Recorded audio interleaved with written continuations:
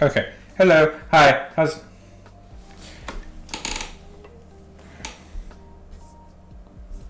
it going? Good to see you. Listen, theoretically, I know I'm supposed to be writing, but I am so burnt out. So we're not going to do that. I'm going to do a thing I want to do, which is draw.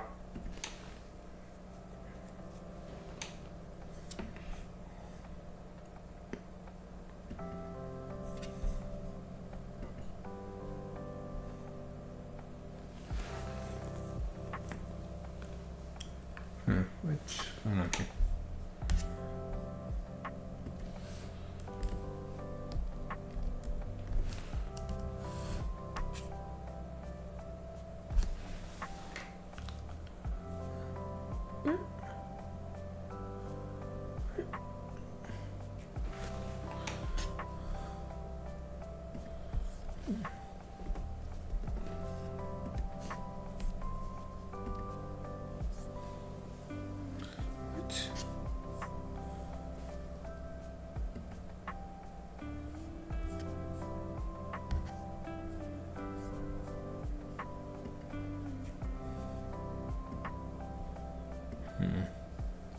Sorry, things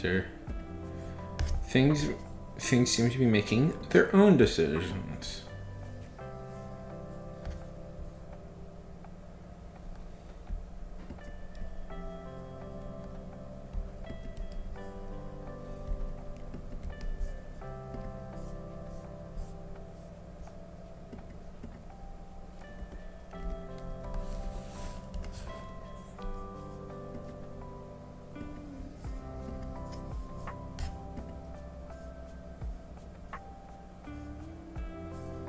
There it is.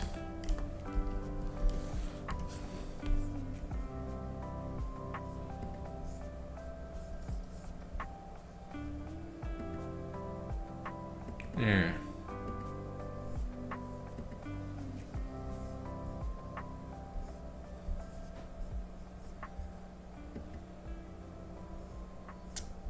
Okay, it's working. There we go. Bit.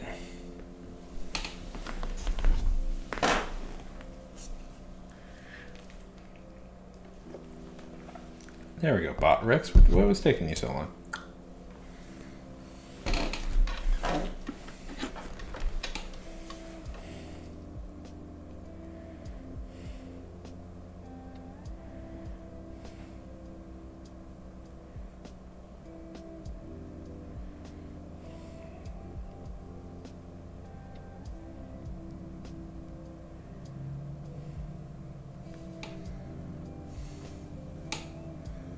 Oh, right, yeah, I gotta do.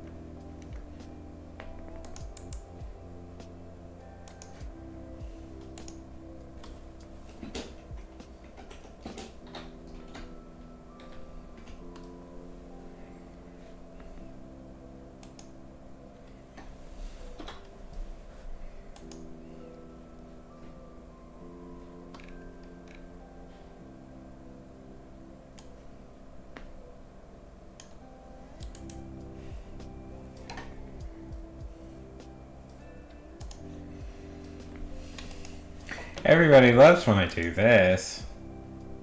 Sometimes people do. Probably not today.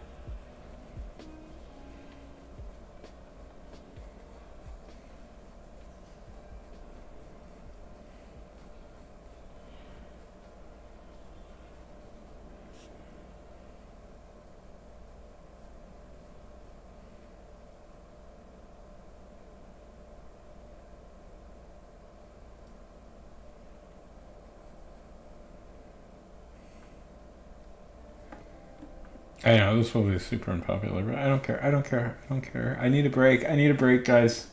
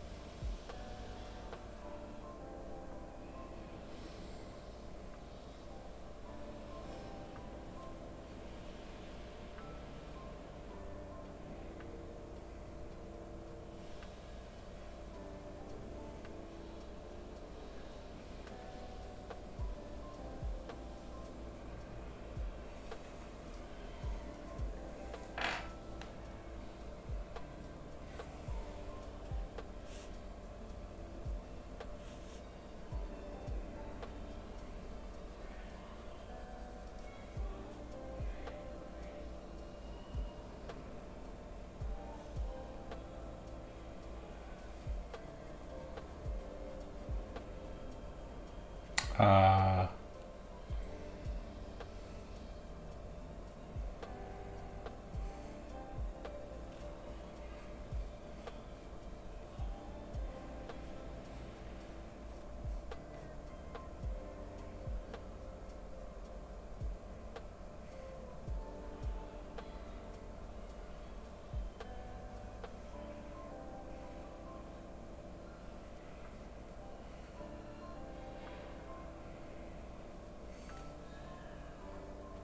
Oh, hey, Robin, how's it going?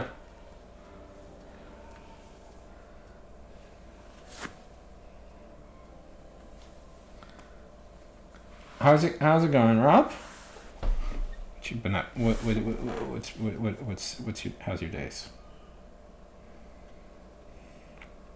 I decided I need a little bit of a break from writing, so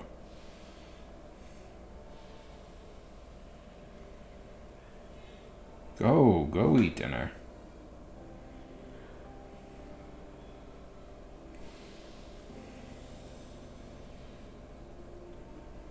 I decided to have cheese yesterday, and that's been playing hell on my digestive system all night. So that's been fun.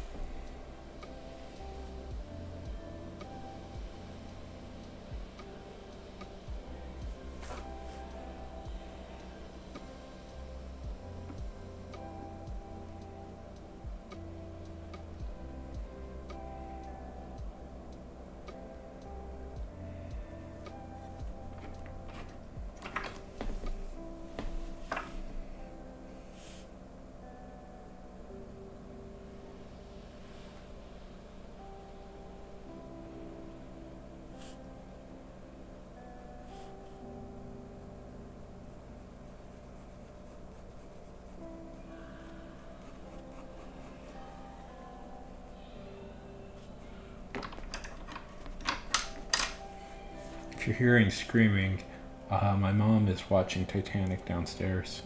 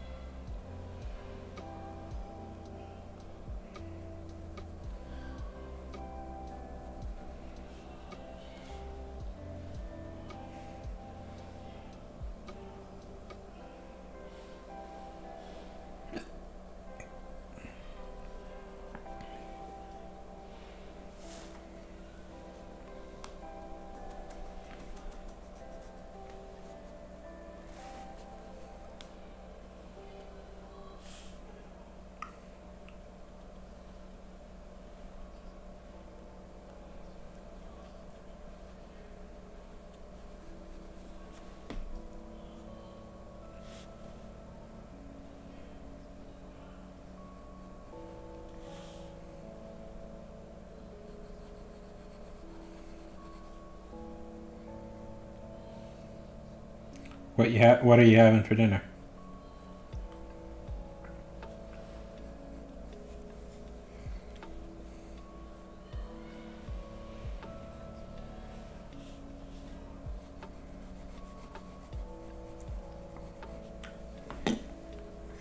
Delicious food? Ah, dad food. Some meat dish, probably.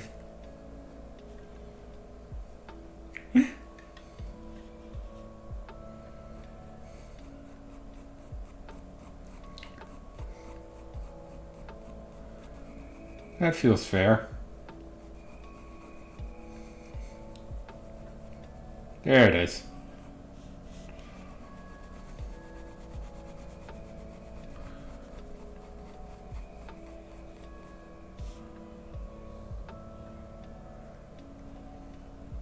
That's good.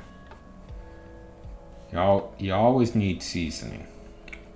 I had my aunt was staying with us, and it's very hard I'm half Canadian, so I go up to, we go up to Canada every once in a while to see family up there. And it's very hard to impose onto like Canadians that you need like seasoning in your food usually. They like it quite bland and dripping in vinegar.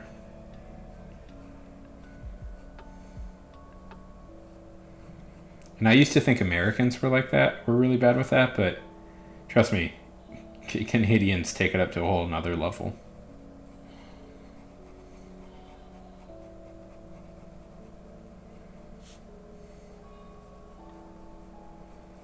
Big yellow giant. Yeah, big yellow.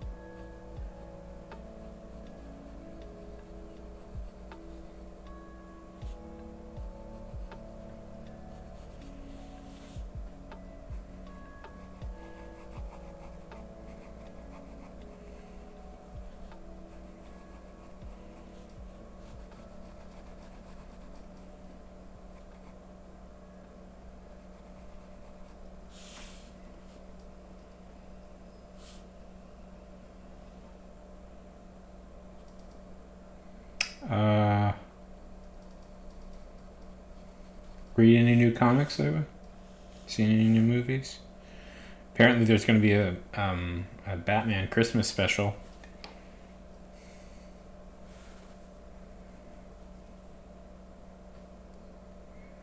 And Batman will have a beard in this one.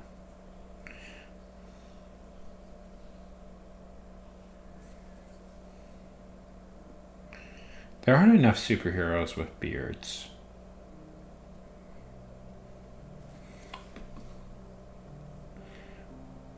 Work. Haven't you told them yet that you're a famous streamer and that you're not?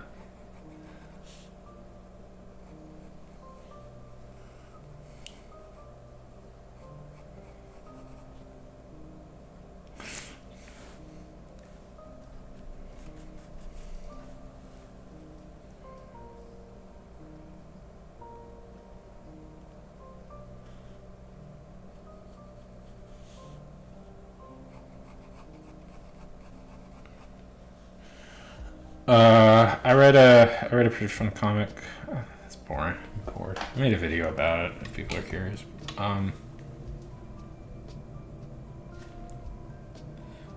Yeah. Millions. What are you talking about?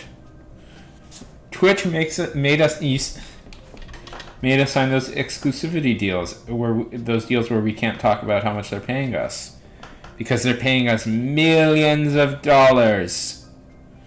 Billions, even.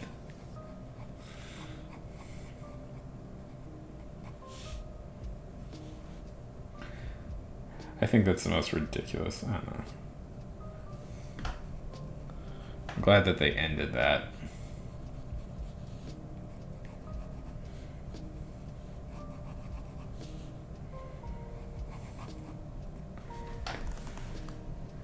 I'm getting close to my payout, which is... Let's see, where am I at right now? In my payout. Probably gonna take me a little bit of time. Yep. Yeah.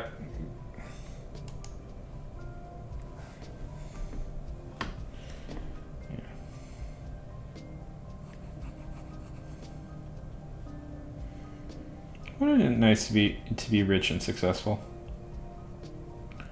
I'd really like to try that once in my life, just being rich and successful.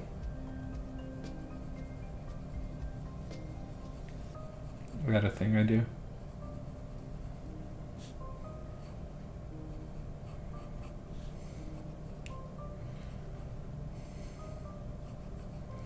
I'm not selfish. I just want.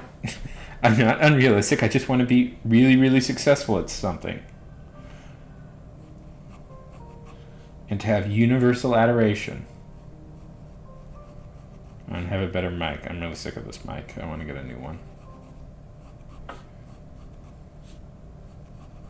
But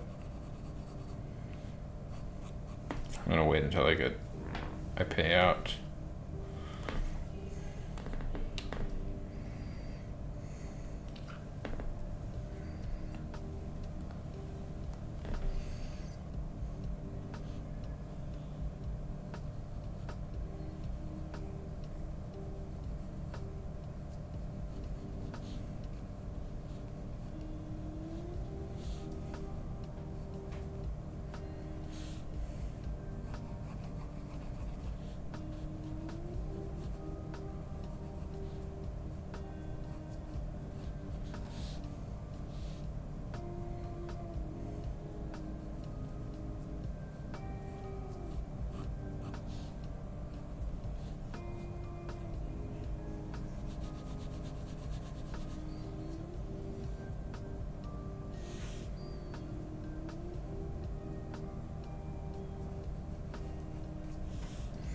I've been rewatching Arrested Development.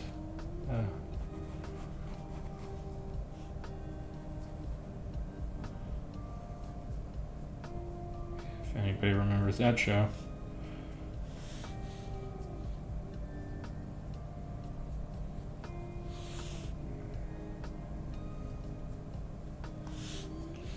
You guys are John.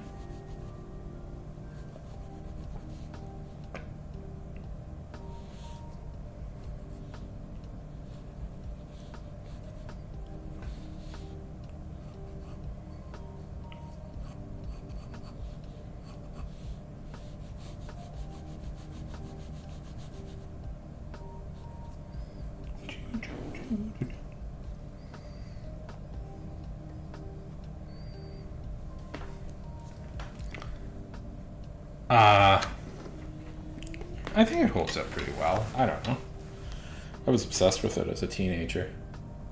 Ooh, was it good food? Having a little bit of indigestion. So I'm having a little bit of I had cheese last night, and that's always a bad idea on my stomach. So I haven't had anything really to eat all day, just because my stomach's been all strange. So I'm jealous. I'm jealous that you got to eat food.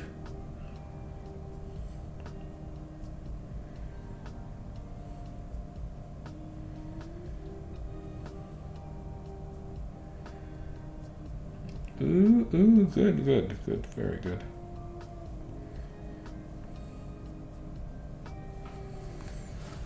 Are you Hungarian? Are you Hungarian?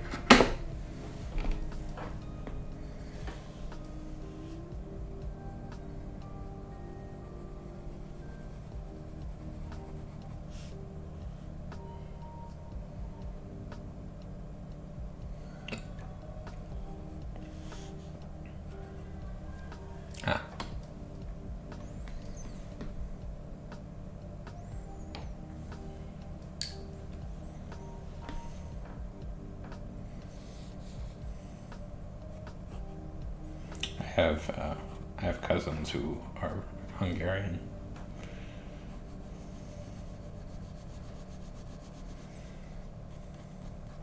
Just a fan of their beef.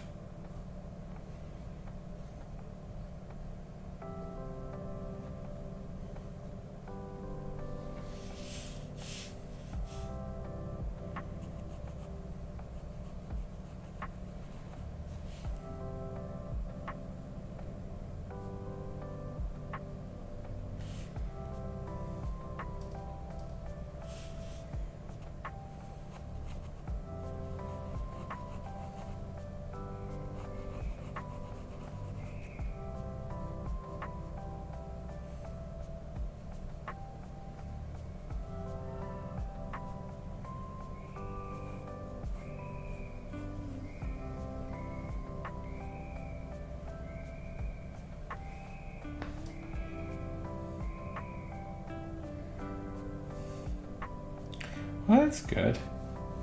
Sounds good to me.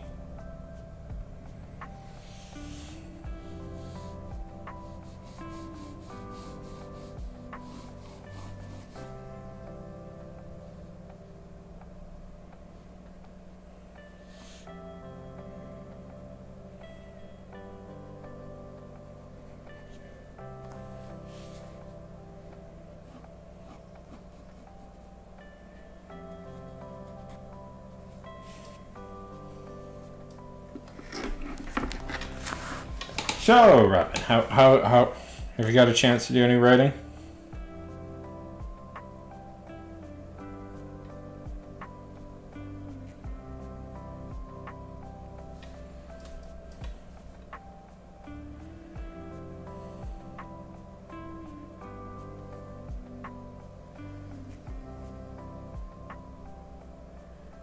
Yeah.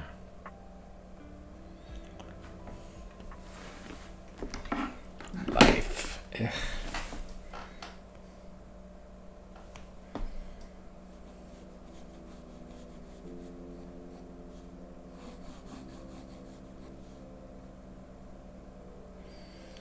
Isn't life frustrating?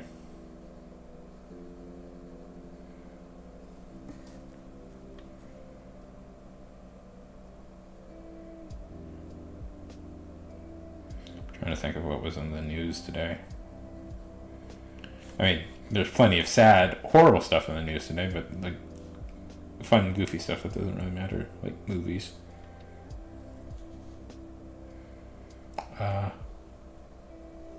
Yeah, that's a little bit what I'm feeling right now. You know, I've been, it's been super rainy lately, so I haven't been able to run. And weird, I'm thinking about this. I was actually getting a lot more done when I was running, so I need to get back into that. I have been running just on the machine, but I think it's better to run out. I think I'm generally in a better mood when I run outside. Okay, so relax would be right about here. Yeah.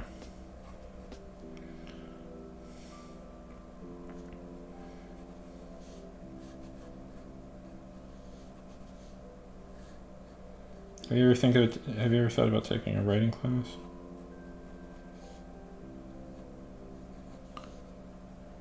That's usually pretty good, but you know, it is frustrating to spend money on stuff. It's usually my thought process.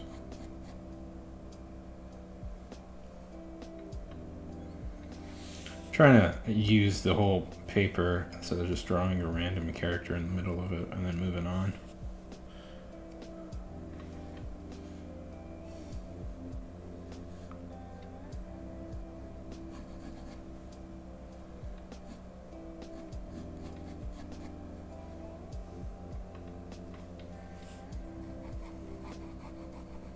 And have you played the new Spider-Man game?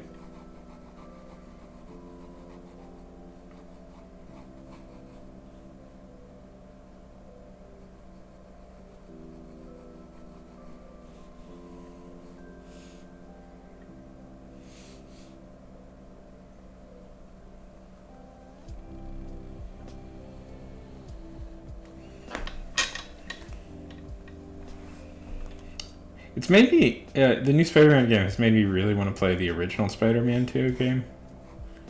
I was obsessed with that game as a kid. I'd really love to play it again, but I've had trouble. I've tried to get an emulator to work for it before, and it's just like I'm bad with that sort of stuff. There's always like some extra thing you need to do with emulators, and I can never get it to work it right.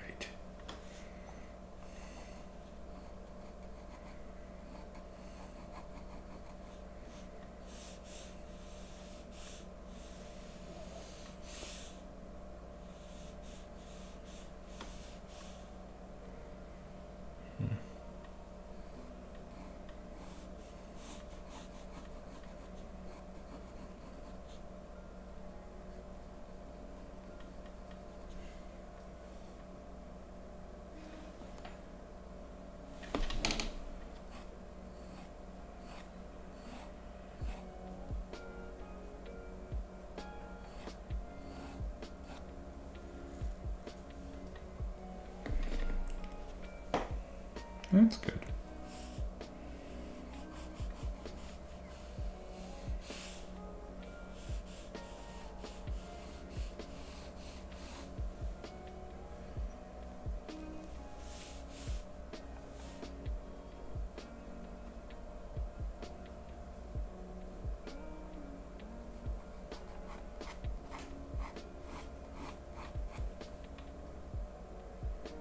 I think this turned out kind of okay.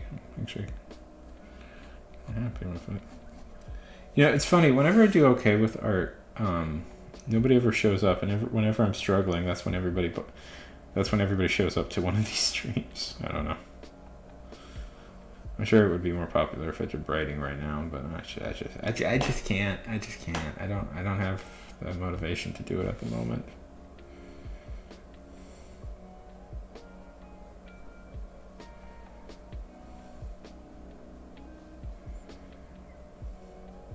Any games look good to you right now?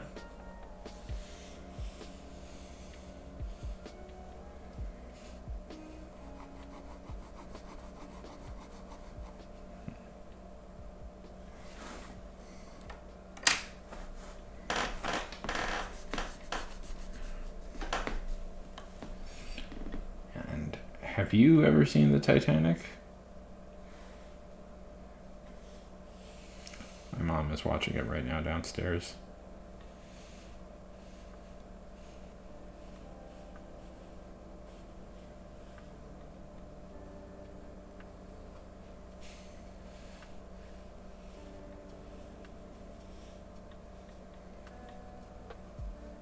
It's good.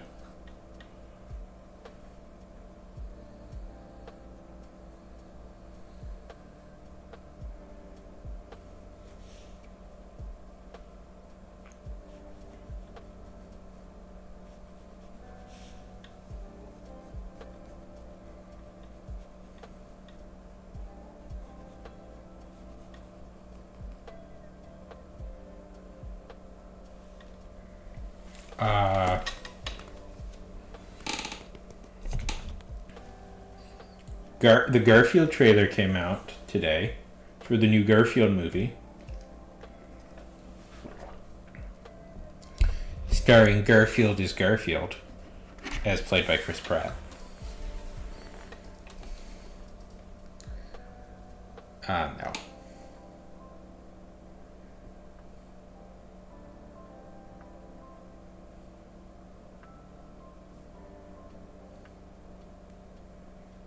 I barely play video. I need to play more games. I barely play video games anymore.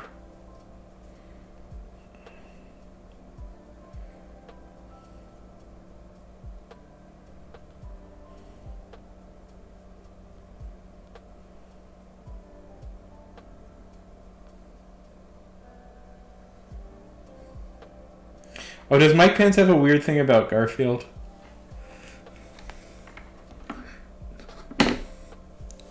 That would be so funny if...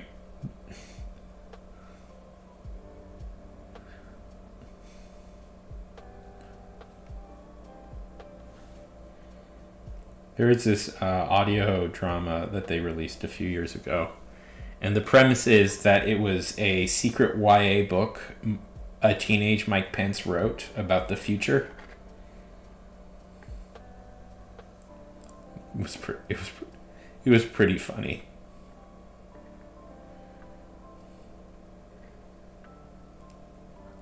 Oh my god. Oh. As a kid, Garfield was like my favorite thing.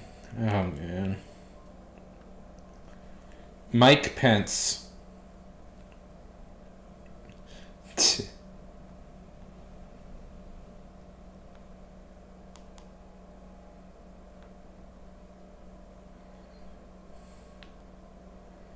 Mother.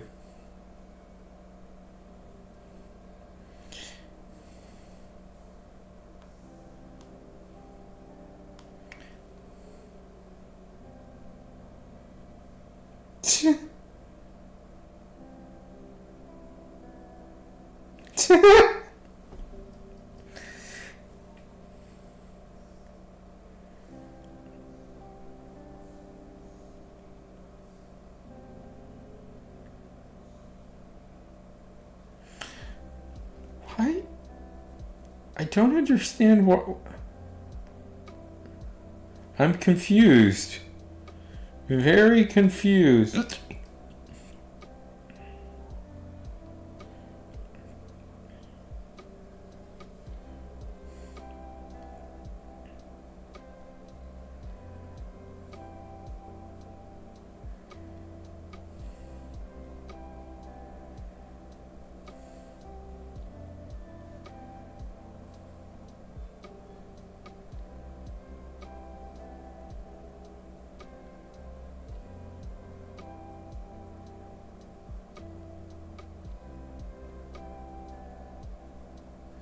I have just got yes. I found the Mike Pence. So I guess okay. So according to the people on Reddit, the deal is Mike Pence is from Indiana. Jim Davis is also from Indiana, and I guess it's not that unusual if you're in Congress to like, when there's a lot of downtime, to just acknowledge things that happen, cultural things that happen in your state. And being as Garfield is one of the cultural things that comes from Indiana.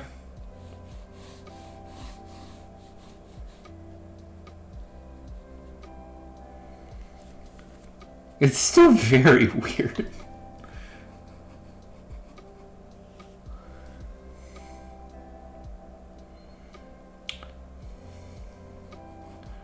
I mean, Mike Pence also has a whole thing about Mulan. If you've ever seen his just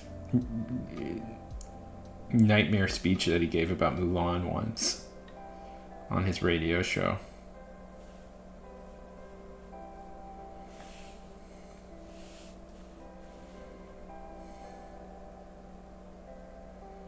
I always find Mike Pence so fascinating, just not in like a good way, but like in a because I don't, yeah, I don't think there's ever been a, my God, I don't, oh, no, Jim Davis, no, oh, no, I don't want Jim Davis to be a fan of Mike Pence. I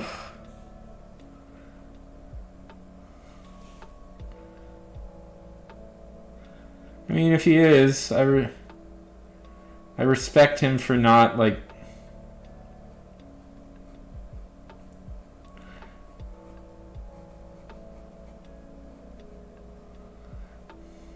listen, unlike the creator of Dilbert, aka Dilbert's dad, Jim Davis seems uninterested in social media and has never shared his opinions ever. So I respect that, but I hope he just gave him the thing because you know he was the senator from Indiana and not because he's super into Mike Pence.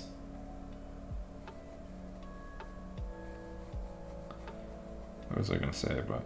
Oh, Mike Pence is a weird figure, I think, in American history, just because it's like, I think this is the only time in history that a president tried to kill his own vice president. And I don't think Pence is capable of dealing with, like, anytime he gets ever asked about Trump, it's such a weird thing because it's like, he can't be too negative about Trump because it's like, yeah, but it's weird when you look at specifically him, because he can't be too negative about Trump because if he wants to become president, he's going to have to secure those votes, but also he's clearly still really fucked up about it, and it's in this weird situation where you have to be nice to the guy that tried to kill you. And it's like, I don't know.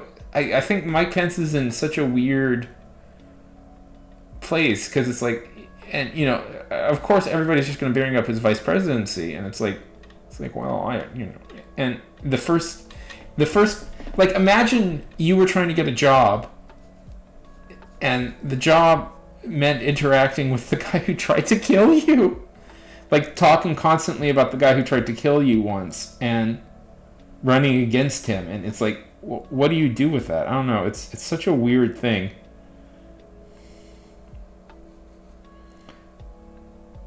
I don't think there's ever been a situation like that in American history ever, where it's like, yeah, I can't talk about the former president who tried to kill me, but the real problem, are by the way, Mike Pence, total scumbag. I know he comes off like kind of a boring cup of coffee, light cup of coffee is the way he likes to describe himself. Total scumbag. When he was governor of Indiana, he tried to enact a law that would allow people to ban gay people from entering stores if the store owners were Christian. Literally he's absolute far right trash. And if it sounds like I'm expressing sympathy for him, I'm a little bit, just because like he's a human being, and sometimes it's hard to not think sympathetically of humans, but total trash. He's just in a weird position in American history, because the fact that Trump tried to kill him, allegedly, I should say, will forever be the thing he's remembered for in history. I don't think that's ever happened. I don't think that will ever happen in history ever again, that a sitting president tried to have their vice president executed, tried to lynch their vice president. I don't think that's ever going to... I don't know if that'll ever happen again, and if it does, but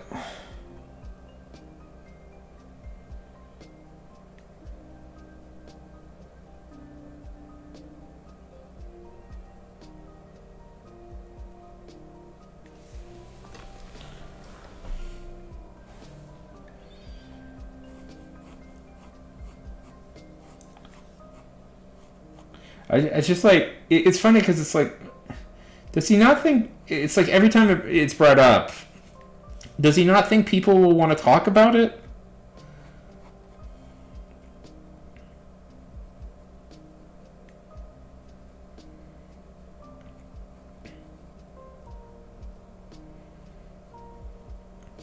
Anyways, I guess he's a big Garfield fan. It is aggressively annoying how much it's being downplayed. But the thing I get tripped on is, like, he's so clearly affected by it, though, and he doesn't. I don't know. It's weird. It's so shitty. Dark day in American politics. That dark day in American political life. It's funny. I remember that day because I had taken I had taken a nap. Like they were counting the things. I had taken a nap, and then I woke up, and it was like, oh yeah, the Capitol's been stormed, and I'm like, what just happened? I was like asleep for an hour or two, and everything went wrong.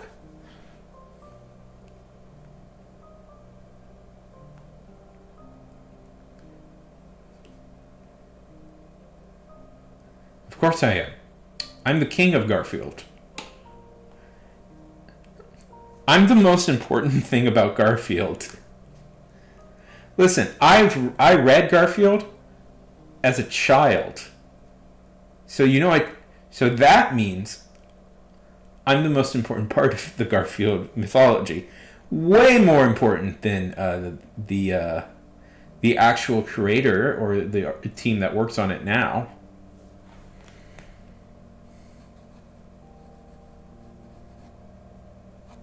Nah, it's just that Mike Pence is just Mike Pence. The guy, Mike Pence is trash.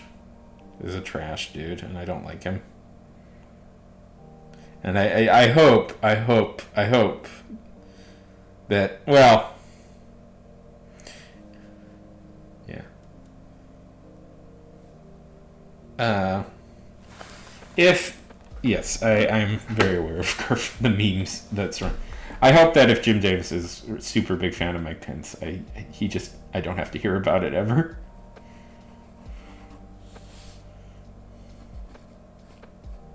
Listen, yeah, yeah. Listen, us fans are the real people who do the thing, not the artists or the writers who actually work on the thing. But I sat down and enjoyed Garfield, so I should be in charge of it.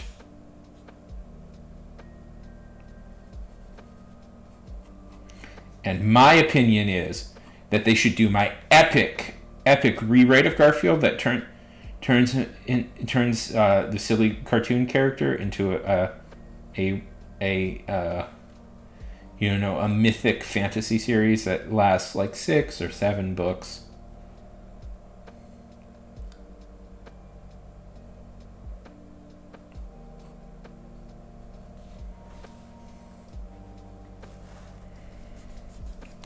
There's this hilarious.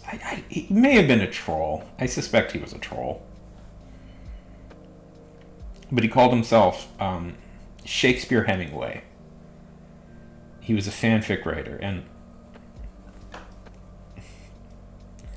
all he wrote was like action movie things where Garfield had like a ton of muscles and he would fight all these like people and like romance a ton of ladies. It was very fun. Yeah, I don't know if that's a troll or not. I suspect he was. I suspect a lot of those are like really famously. And the reason he was called Shakespeare Hemingway is because he wanted to emulate his 2 writing idols, Shakespeare and Hemingway, by writing Garfield as an action hero with a ton of muscles, and he gets to date a bunch of girls.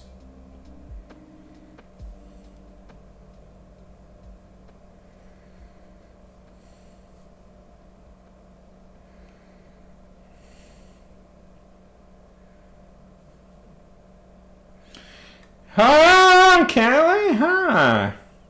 How's it going? Yeah.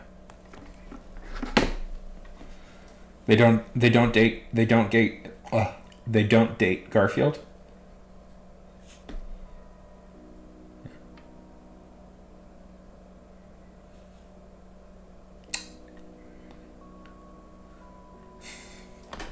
I'm not a boomer.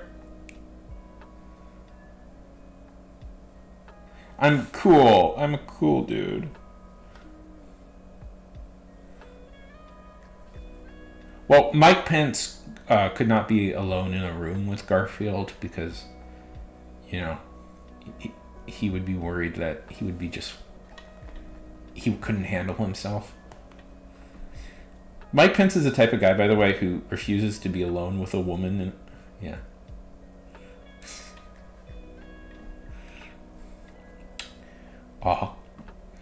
I have no. You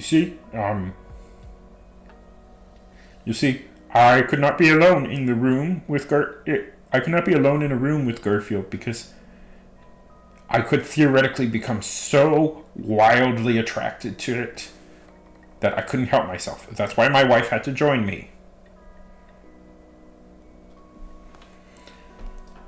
He's that type of guy. That's a thing he believes in. Also, he calls his wife mother.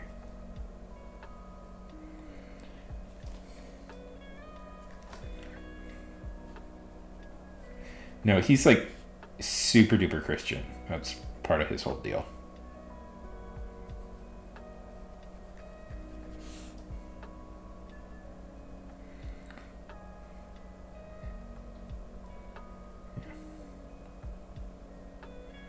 Oh yeah, because I believe Pence was talking shit. You know, because Mayor Pete is gay, so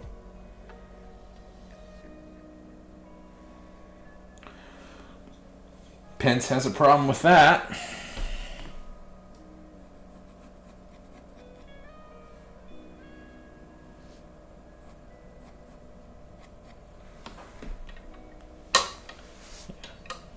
I like Mayor Pete.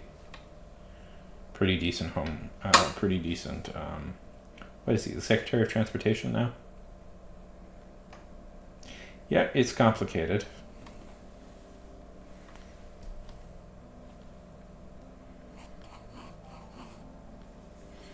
No, that doesn't look right.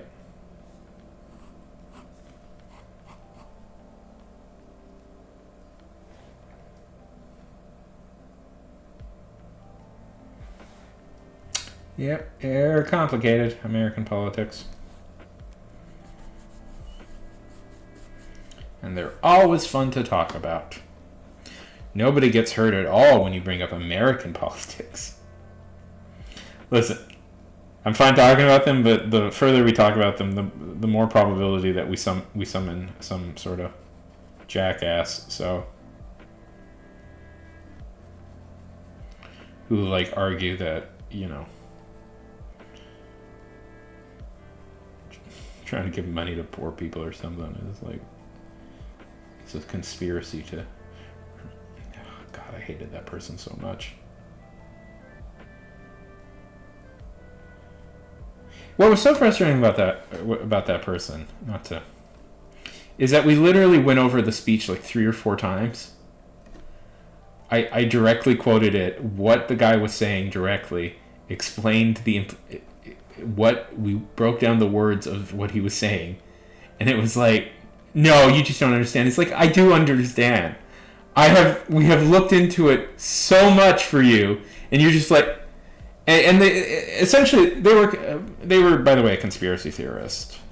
If you didn't get the implication of what they were saying,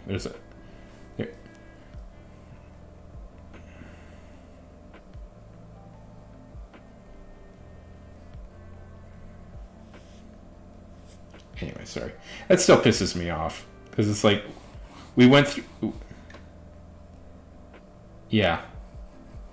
Because we went through it so many times, that speech. We looked over it in so many detail, and they kept saying, you don't understand what they're saying. And I'm like, we just went over the speech like 5 times. The words out of his mouth are very literal, what he's trying. Anyways.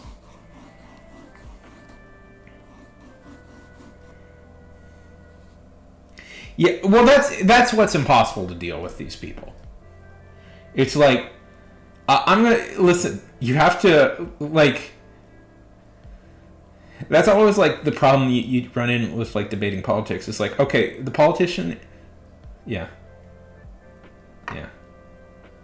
The politician is saying something.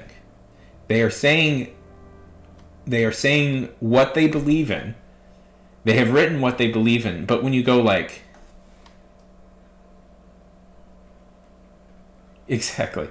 But when you go like, okay, so based on what they said, I think they're kind of scumbags. Yeah. This is what he's saying, and people always go like, well, no, that's not what he meant. It's like, but that's what the words he used.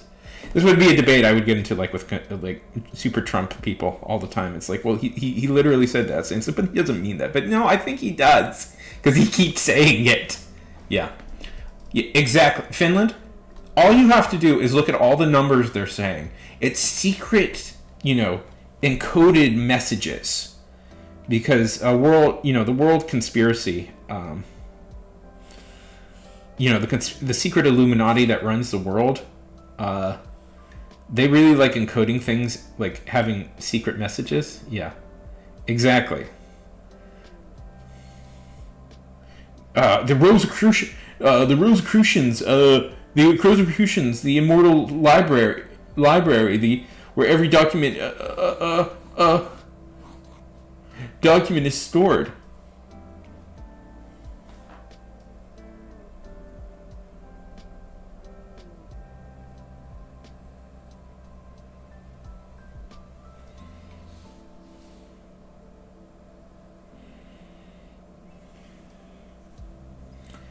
Yeah, exactly. I love conspiracies. They're so fun. Actually, to be fair, I am actually quite fascinated by them, but as like kind of like big one lately that kind of that a big one lately that is being promoted is that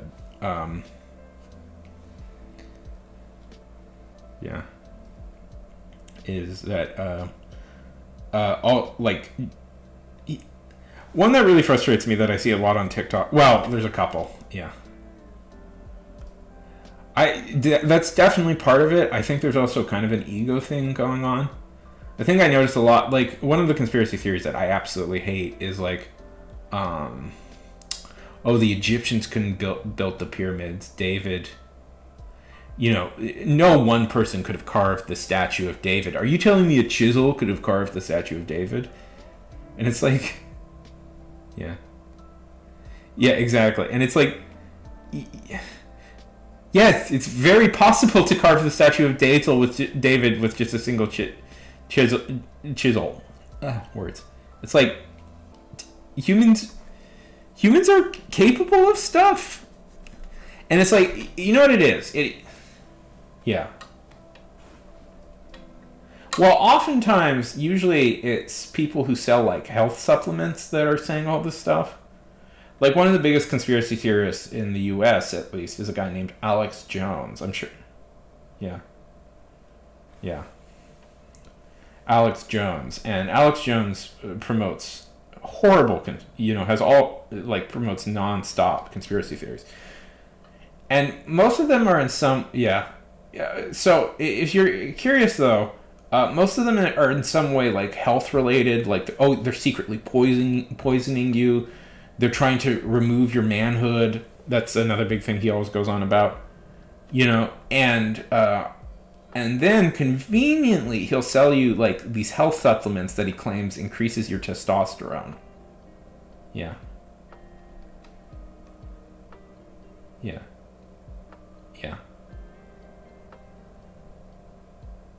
Yes, 100% I believe that. I 100% believe that. Yeah. That there's a really great YouTube video about Dan Olson made a really great video about the whole like meme thing, the memes, like the apes, the super stonk apes people who turned the GameStop into a pseudo cult. And that's just all of it. It's like they're so arrogant because they think they're so smart. Yeah. One thing I think that's unappreciated in all this discussion about conspiracy theories and stuff is that, like, so the art one really irritates me because it's like there's a lot of videos where people are like, well, how could people carve Statue of David without computers? Because they all believe in this whole thing of like, ancient people had all this secret technology that's been lost forever, and that's how people did it. And it's like, and, there's this thing of, like, modern day people, yeah. Oh, they almost are kind of cults. There's this thing of, like, modern day people of, like, they can't really comprehend that, like, people in the past could do stuff, but also, the truth of it is, I finally figured out what it is. It's that they themselves can't do it. Like, they're not artistic in any way. Like, yeah. It is. Yeah, and that's like the, Finland, there's a whole, there's madness in that, I think. It's like, I think it's good to be cynical, good to, like, be questioning, but at some point, if you're too cynical and too, like, questioning, like, your mind can break, kind of, because suddenly everything is. Yeah.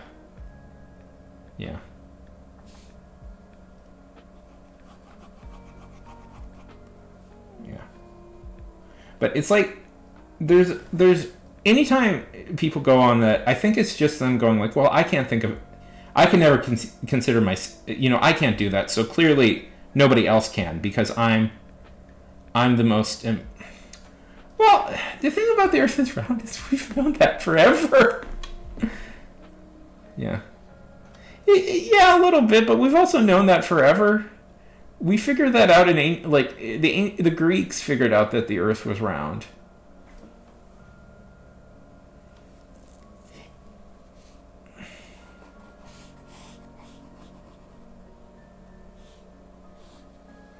Yeah. Well, yeah. Well, that's kind of the thing, though. Yes. If you're curious where all this flat Earth stuff comes, it's from a very literal reading of the Bible. That's why there's a lot of flat Earthers. Is if you break it down, really they are just hyper Christian people. And but the thing is, yes, it was heresy, but also we knew about it from very early on. The Greeks had figured it out. We figured it out. Like any seafaring people, pretty much figured it out pretty quickly. Because when you're out on like the ocean, like,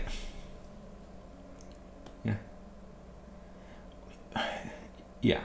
Well, it's a Christian thing. It's a very Christian. When you break it down, what you find out is that they're very, in the end, they're very like hardcore Christians. All the people who believe in flat Earth.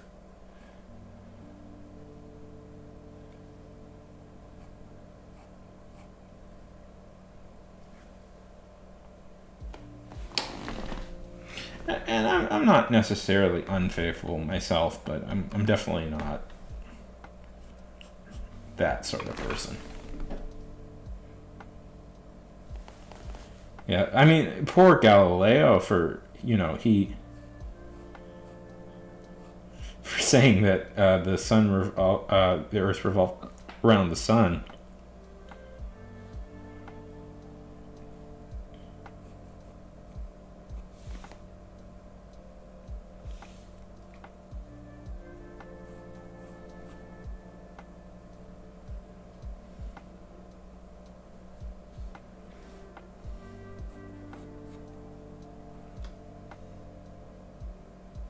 Exactly.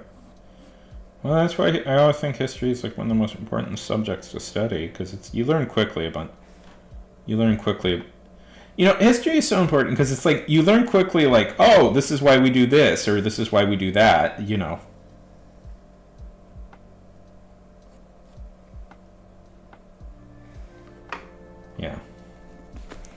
And the thing about it, yeah. The thing about it, I say the thing about it a lot. I don't know. I don't.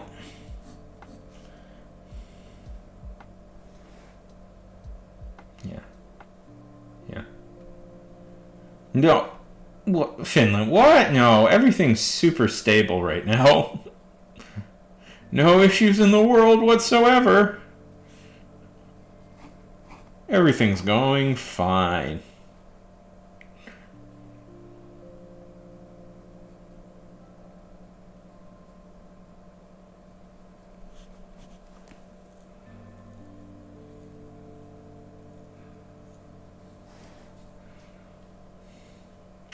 I'm not at all suspicious that I keep seeing a lot of pro-China things on TikTok. Nope, not at all suspicious of that.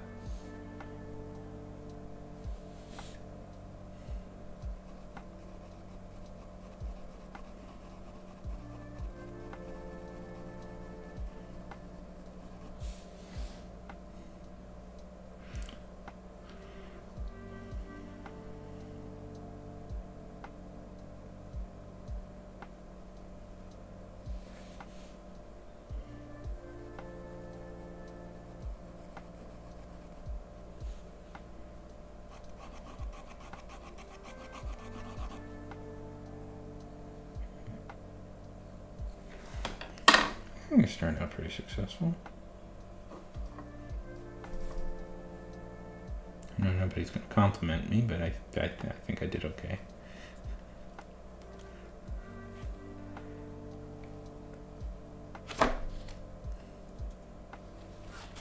What should we draw next? Yeah.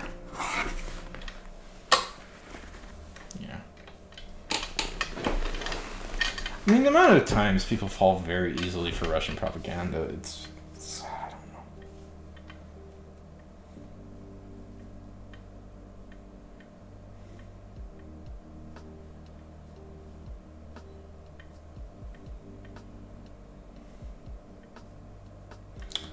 The thing is, I don't like. I'm not going to be so arrogant to think I'm smarter than like a lot of people, but I do think I'm pretty good at sussing out like bullshit things pretty quickly.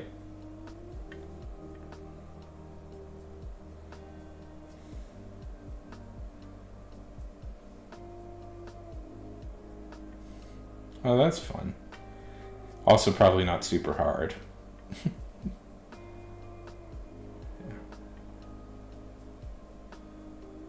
Also, guys. Yeah. Yeah. She's.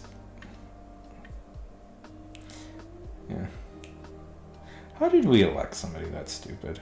I don't know. Yeah. I don't know. There are plenty of smart blondes, but yeah.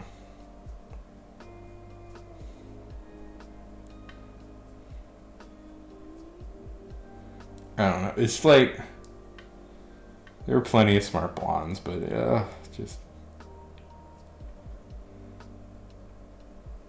she is. Oh God, just the yeah. She's very dumb. I don't like saying stuff like that because it's like not to be, but I feel it puts it implies by association that I'm inherently quite a bit smarter than her. But it's like, no, I'm smarter than her. I am so much smarter than her. But I don't think that's a easy accomplishment. I think a lot of people are smarter than her. Yeah. Yeah. Yeah. I don't think it's that difficult. Like, I think we're all smarter than her in here. I think the bot that I use to... Yeah. Oh, yeah, 100%. Yeah. Yes. What are you talking about? No. Those people are so not paid shills for Russia. What? Yeah.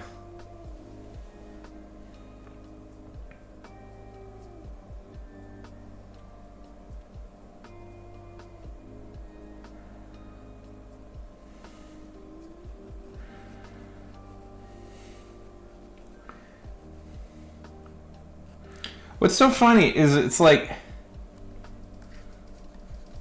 how like chicken hawk they really are. Like the Ukraine war, I think is yeah. The Ukraine war, I think, is pretty justified, and especially it's a rare chance for America to do to enact its kind of global kind of policies and ideals without having to directly get involved in a war. You know, it kind of gives America like okay, let's be both optimistic and cynical here. America has every good reason to support Ukraine. Yeah. America has all the reasons in the world to support Ukraine. Yeah. You know, from the very optimistic of like yeah. Very optimistic of America would love nothing more. But by the way, this is real. There's other reasons why America is doing it, but one of the very distinct reasons America would love nothing more in the world than to have a stable democracy in the Balkans, a stable democracy, a new stable large power like the democracy like the Ukraine come up in the Balkans. That would be awesome for America. They would love a trading partner like that. They would love a partner like that. Yeah. Ukraine, yeah. Eastern Europe. You're right. Yeah, I should say Eastern Europe, but yes. Sorry, Europe. Yeah. Eastern Europe. America would fucking love that. That would be amazing for America. That would be America. America would have everything it needs. Well, kind of, but there's also, The Ukraine has a lot of oil, too. Yeah. Yeah. Exactly. Like, everything that America could want in Europe, was kind of just gifted to them by this Ukraine situation. Exactly. That's fucking awesome for NATO. That's great for NATO. NATO is thrilled for that. Everything that NATO and the U.S. could want, I'm thinking in the U.S. terms at least, could be supported by, could want out of Eastern Europe comes from supporting Ukraine. Even if Ukraine fails, the U.S. gets a lot out of that still. Such an easy, obvious victory for American interest, both philosophically and economically, should be an obvious like uniting factor for politicians across the board in the U.S. But mysteriously, there are many politicians who dislike this idea of having a new stable trading partner out of Eastern Europe. Dislike the idea of having a new democracy pop up in a place that would probably align a new Western style democracy that would probably line up pretty close with America's ideas in many ways. Mysteriously, and the fact that it is driving several once neutral nations to start aligning itself with NATO is also very good. But mysteriously, there seems to be a lot of politicians in the U.S. that don't like this. This obvious win for the U.S. This easy win for the U.S. People, Yeah. I believe that what Putin is doing in the Ukraine is a humanitarian, like, kind of an evil, an awful evil that is destroying things. Yeah. Exactly. Like, if you want to be, like, purely mercenary and not even think of, like, purely mercenary and not even think of, like, it in, like, humanity terms, morality terms, which I think are all strong for supporting the Ukraine. Purely on, like, just a practical term for the U.S. Yeah.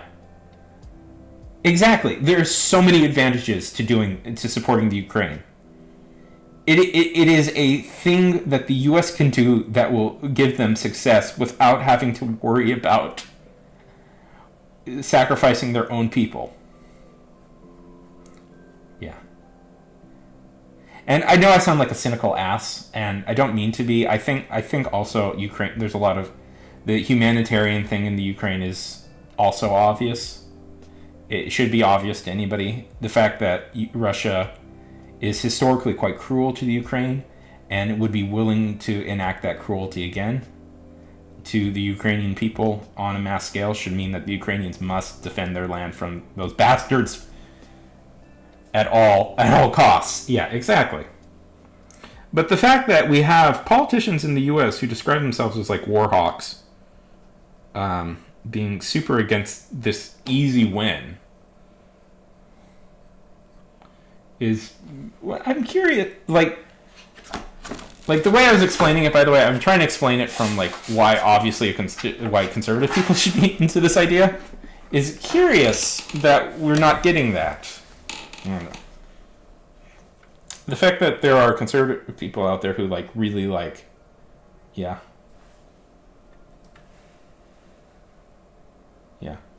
Exactly. It's stupid.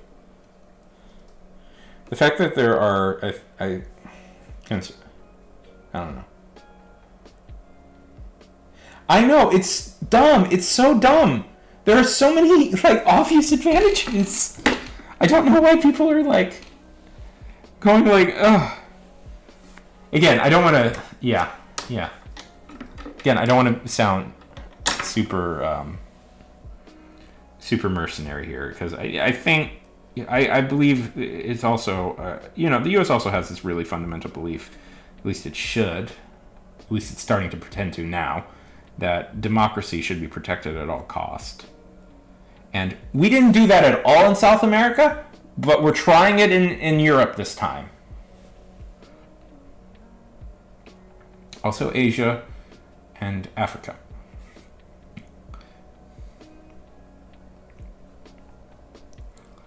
I love democracy too. I do love democracy. I think it's a very good system.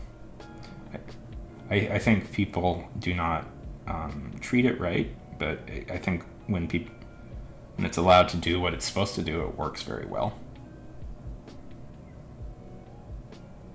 Yeah.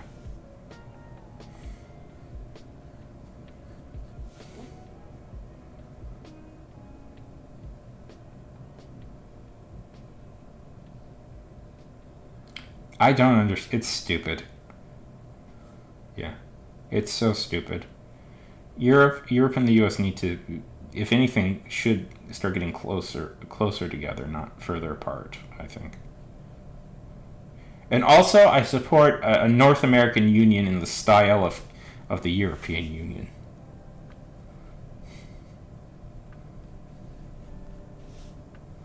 I think the EU and NATO is like one of the smartest ideas people have had in like a long time.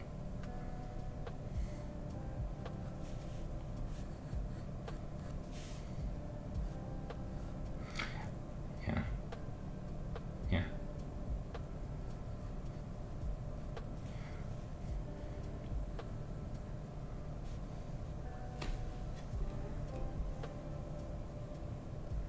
Oh, all of the North American countries.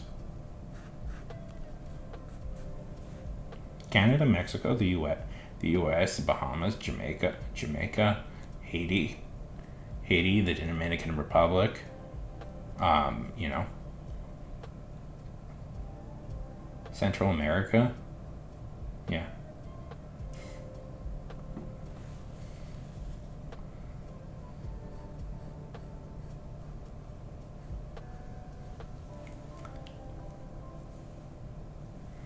Yeah. Oh, we don't like that word, but yeah.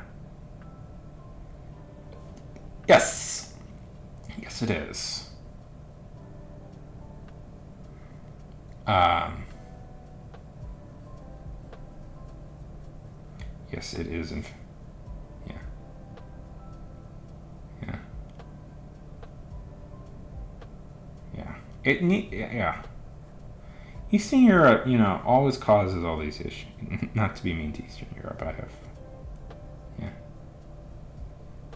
Yeah, exactly. Uh,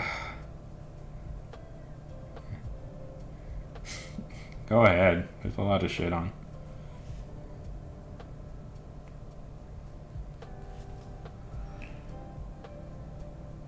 It's so I don't know. I don't want to get too political, but it's I don't know. America makes a lot of mistakes really quickly.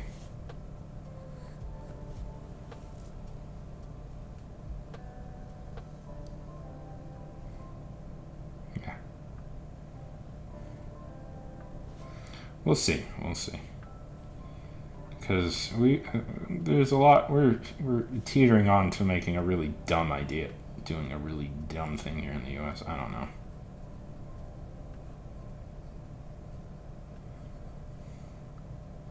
We're having the Republican debates right now, which are not that useful. Anyway, uh, yeah.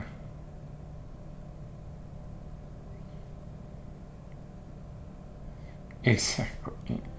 Yeah, yeah. I would say that people are unaware of the development of like how weapons work nowadays and how far they can go. Like the U.S. Yeah, yeah. What are you talking about? Finland and Russia historically get along really well with each other, and one wasn't a total bastard. One wasn't a total bastard to the other.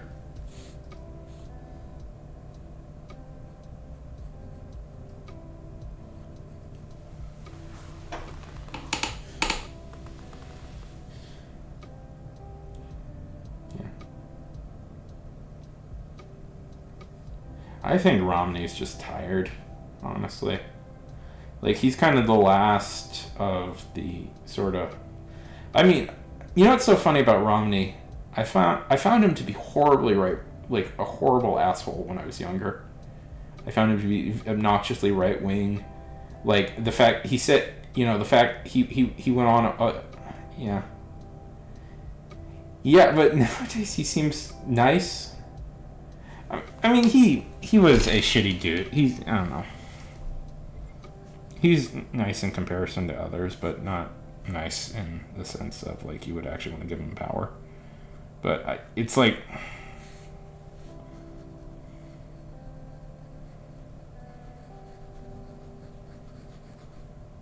yeah, that's it. He's a real politician. He's a real politician. I would give him that. He's a real politician who like understands that he's there to serve the people's interests. It's just what he thinks are the people's interests. Well, no, I wouldn't put that. He's yeah. The funny thing about Romney, like, I remember a big controversy with when the Dark Knight Returns came out, that everybody was upset that, yeah, Bane. Do you know that his company is called Bane? Mitt Romney's company is called Bane, and like there was a few like, oh, liberal Hollywood calling the villain Bane, and it's like, yeah. Oh, that dude's.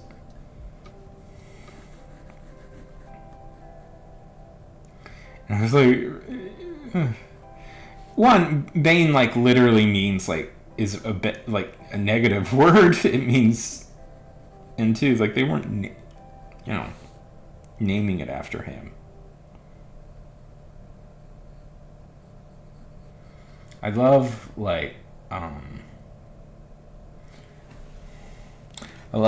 make a lot of comic related stuff on other websites, and I love when people want to have like a discussion about like, ooh, comics are way too woke nowadays, because it's so fun every time.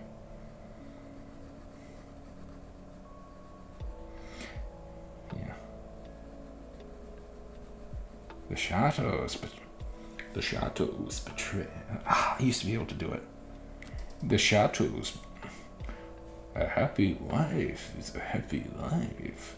The shadows betray you, Mr. Buena.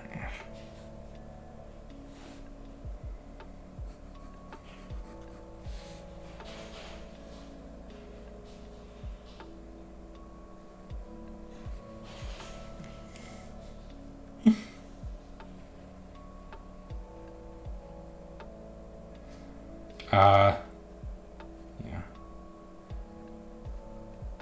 I haven't seen the new Batman movie. Is it any good? With R-Pats?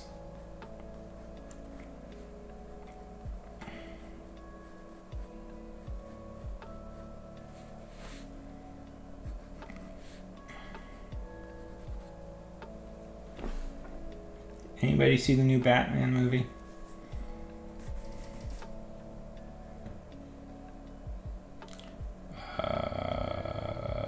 What word? Oh, I think I banned it. No, I was trying to... So, I was trying to stop people from bringing that up every 5 minutes. Because I would randomly... I think I banned it. Because we'd randomly be having like a really nice little discussion, and then it's like... And then about like some TV show or movie, and then it's like, but then it got ruined by being too woke. And I'm like, you know what, if I could get people to not bring... I feel like 90% when people bring that word up, it's to like complain about something, and I'm like, you know what, if I get people to not say the word, maybe they won't be the worst. It won't be like the worst thing in the world every time that brought up, and maybe they'll stop being so angry at everything. Yeah. No, I just you know.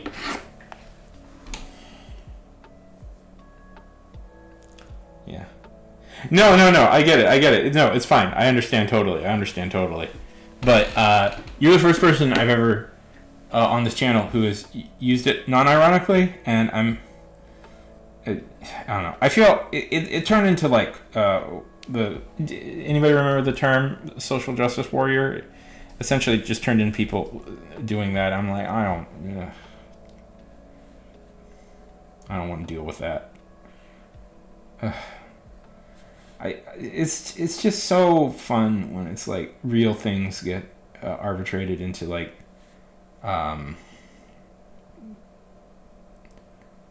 complaining about, I don't know.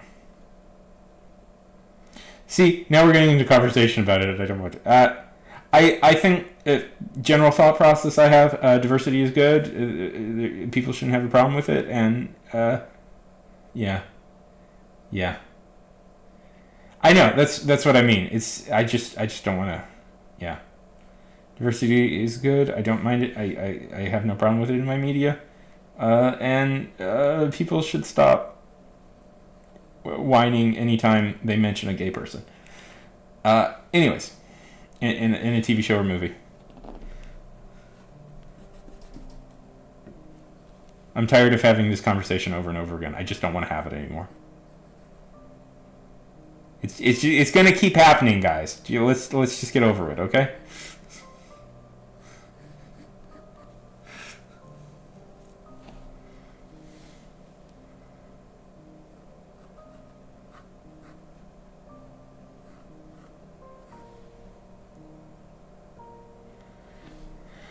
Yeah. It's just like I'm just like done with this conversation of like, should they be where's the line? It's like screw it. I just don't want to deal with it anymore. It's just like, it's just I'm past that. Yeah. Yeah.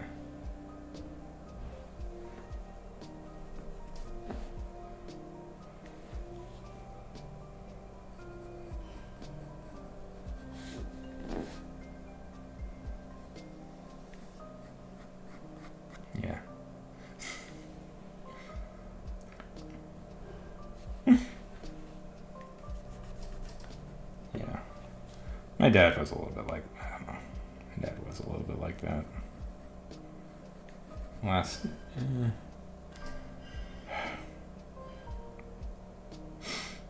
Yeah. It was weird at times. It's just,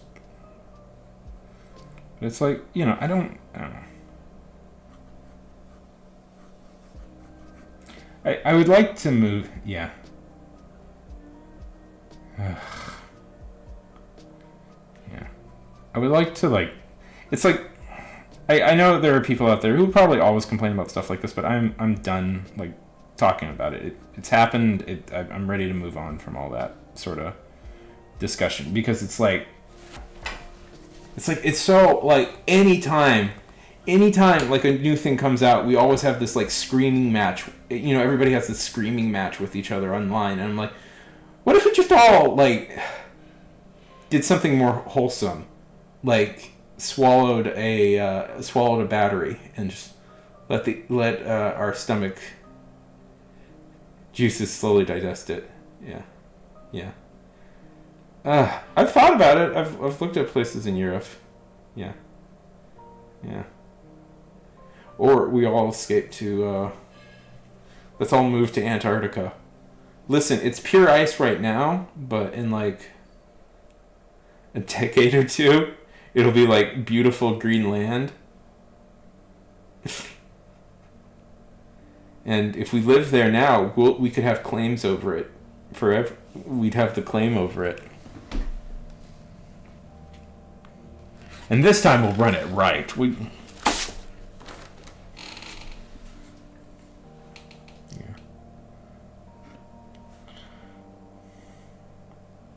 I've thought of it. I don't know.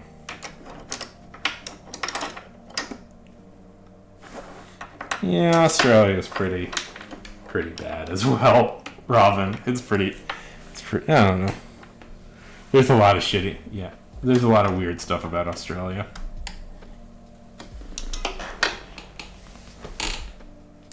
No, we all need to move. Luxembourg! Let's all move to Luxembourg.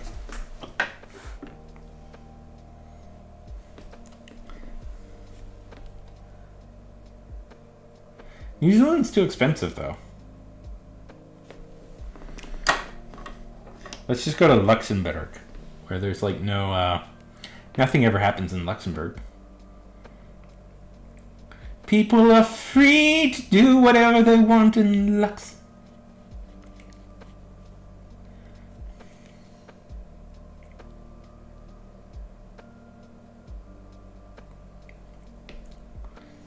I say we all just pick like a country that has like no power or significance and just go there. So, you know, I'm looking at small island nations that don't matter, like don't matter in the goal. No, that sounds mean.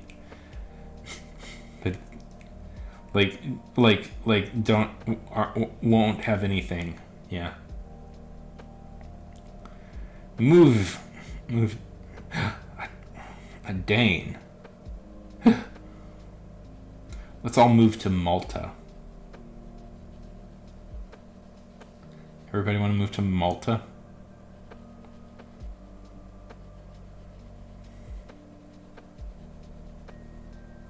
I used to do this thing on Twitter when I still had Twitter, where I followed the Isle of Man's like local political things, and I would pretend to be from the Isle of Man. Like I would send out tweets complaining about like local issues in the Isle of Man, and I'm like, okay, and also go like, okay, everybody, let's get out there and celebrate, you know, like John's birthday. Yeah. Sounds like heaven. España. I have seriously thought about the Isle of Malta, like Malta, as a destination, or Ireland, or Sweden. Listen, it needs to be someplace that has easy immigration policies, and both Ireland and Sweden, if you work there for 5 years, you can apply for citizenship. So.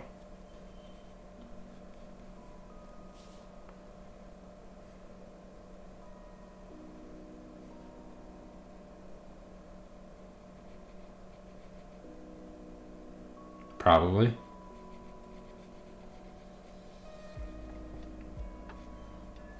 And they're both in the EU. So, you know, you work in Ireland or Sweden for 5 years, you get your citizenship, and then you can kind of move freely all over Europe. Except England, because England makes really good choices right now.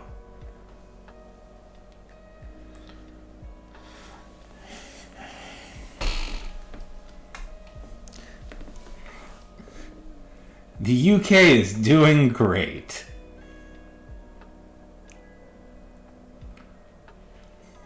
What are you talking about? That was such a good idea.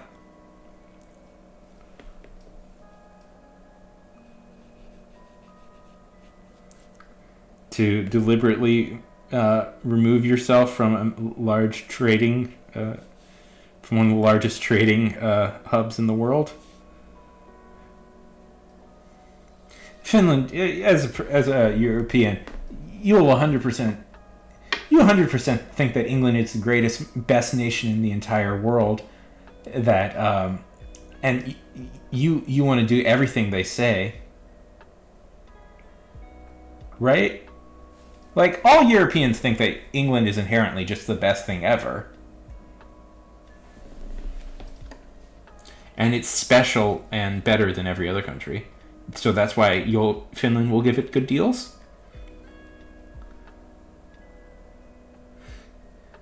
Yeah.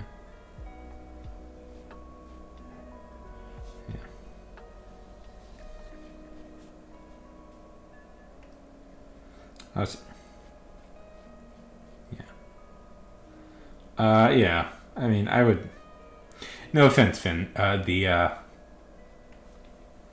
immigration seems a little bit easier, and immigration seems a little bit easier in Sweden. So if I were going to pick a Nordic country in Scandinavia, I'd probably pick up there. Not super cold all the time.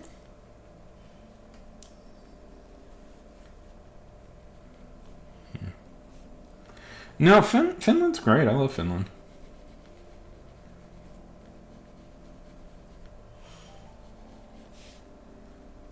Good. Yeah. You guys even have your own mythology. That's very different from the rest of Europe.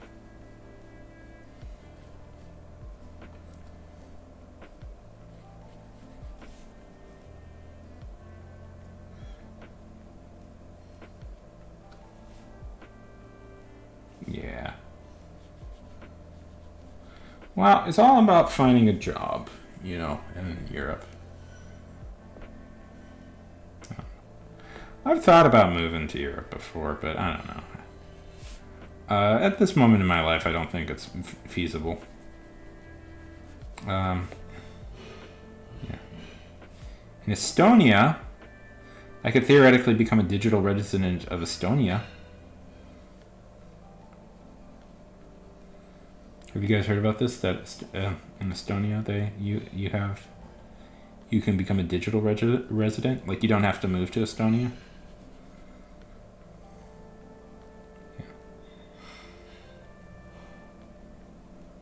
Yeah. Oh, well, I wouldn't give up my U.S. citizenship. I would just try and get another one. I technically have Canadian citizenship. I should, at least.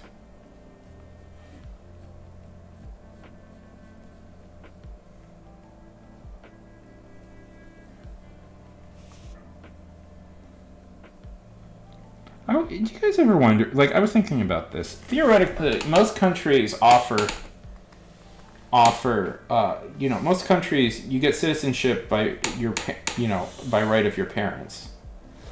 My dad was an American citizen, so I instantly got American citizenship. And a lot of countries work that way. So I was thinking about this. It's like, okay, theoretically,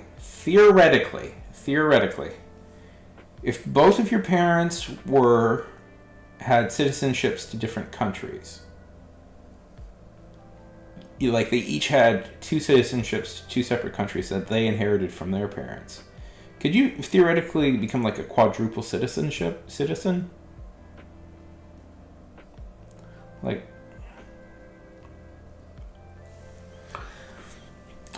I wonder what the record is for the person who's had the most citizenships. Yeah.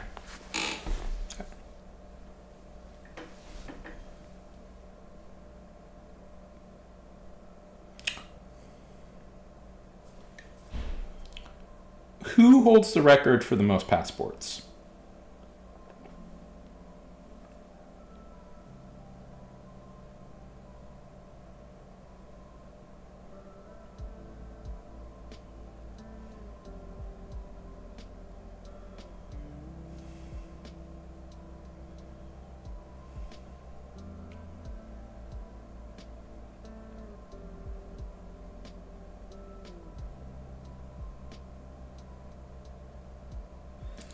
Okay. It seems to be... The record seems to be 8.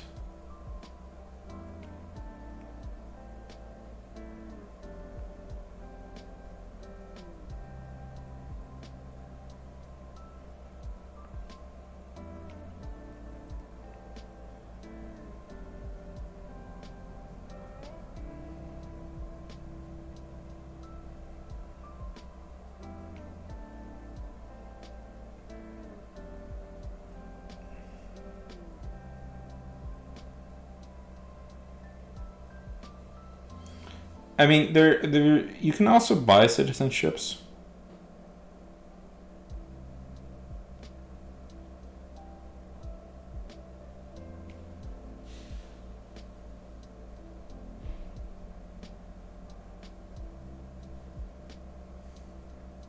Yeah.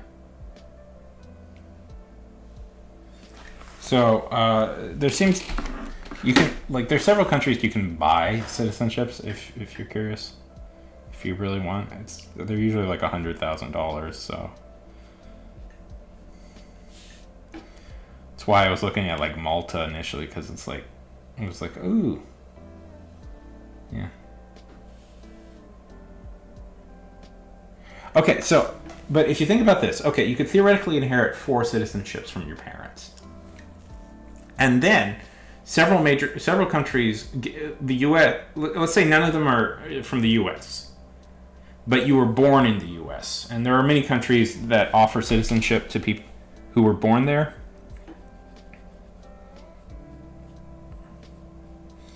So, theoretically, you could pull off 5. And then, if you were rich, like places like Malta offer citizenship if you give them about 100, if you give them money. So you could bump that up to 6. And if you're really rich, there's a few countries that do that. So I think if a person was kind of lucky, they could probably get like 6 or 7 citizenships. But there seems to be no definitive answer about who held the most citizenships. I mean, technically it was Queen Elizabeth, but that's not real. That doesn't count. I want to know like a normal person who did that.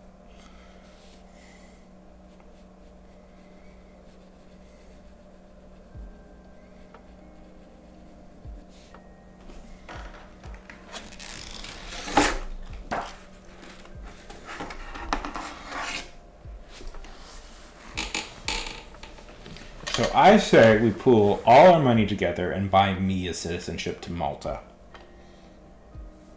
I think that'll be good for the community. It's a simple $100,000.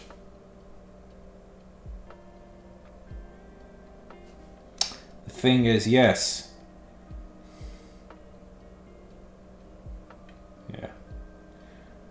To Argentina then.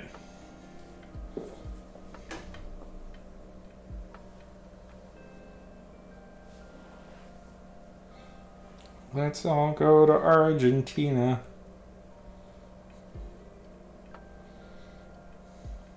Yeah, no, you guys live in a... If the world goes the way the world is going, hopefully not, the North will be super valuable. Ooh, I gotta go to the bathroom. I'll be back in a minute.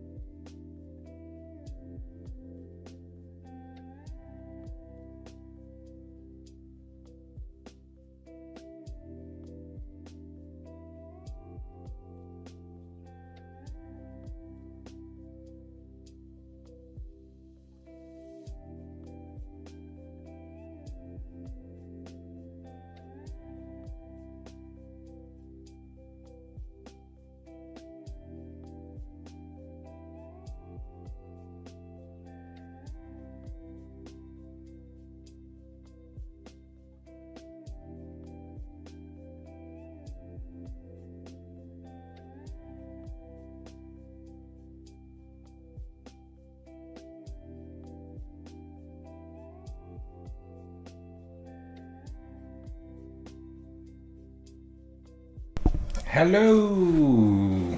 Back.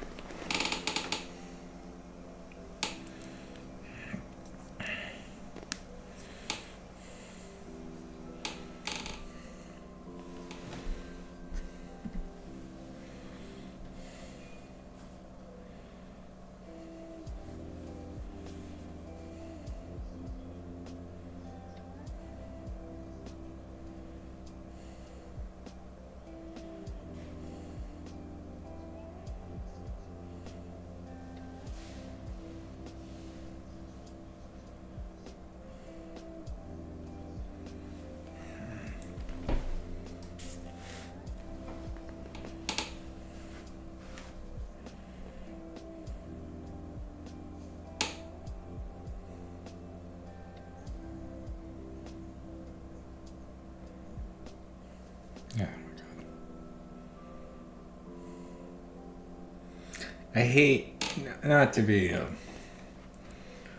cynical, and I think this happens to every generation, but I hate how like insecure. Oh, thanks for that.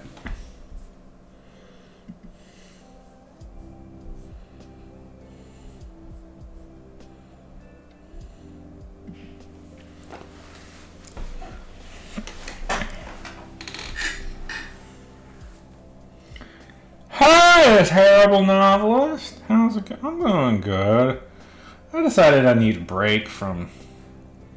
Can you see me? There's an ad playing. Hey, terrible novelist. How's it going? I decided I need a break from writing, so. And also, I made the terrible decision to have cheese. And it's been fucking up my whole insides, having just a little bit of normal cheese, so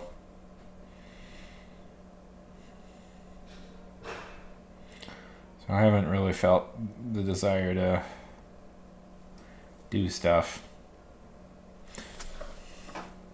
Yeah.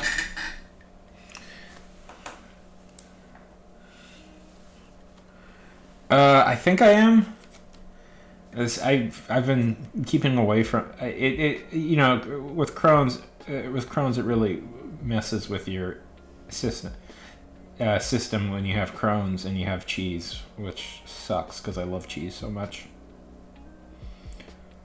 I don't think I'm lactose intolerant in like the traditional way, but it fucks with my system so much that I might as well be.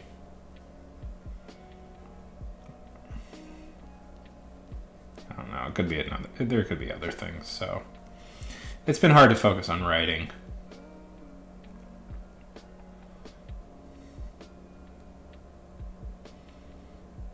Exactly.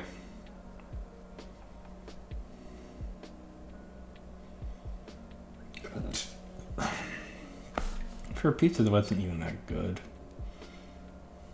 Yeah. I know. It's fine. So I didn't really have the energy to like write tonight, so I was like, why don't we just draw? Yeah, it wasn't even that good. Like I would feel better about it if like I really liked the pizza, but it sucked. So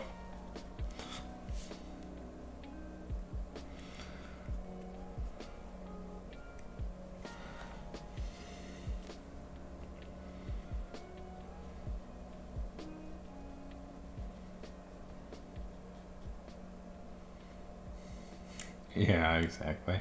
I wouldn't do that to a place though. I don't feel comfortable giving bad reviews unless the place like directly tried to kill me. I won't bother giving a review usually. Yeah. Well, it's because they're small business people usually, and I feel uncomfortable trying to hurt a small business. You know. I'll be mean to big businesses.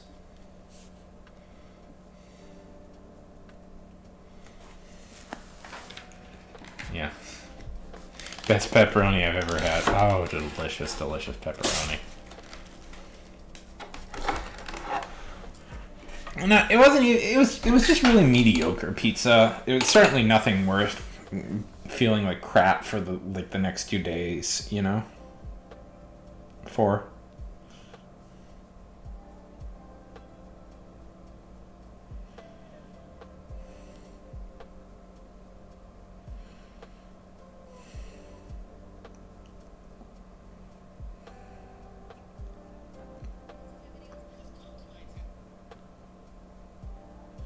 So how's Nano now? NaNoWriMo going?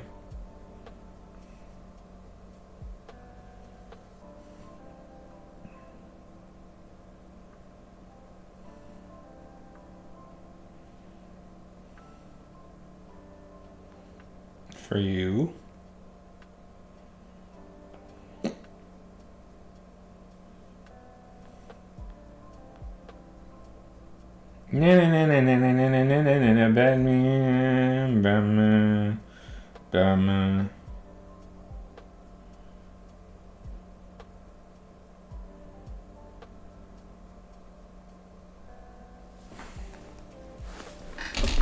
Batman. Batman.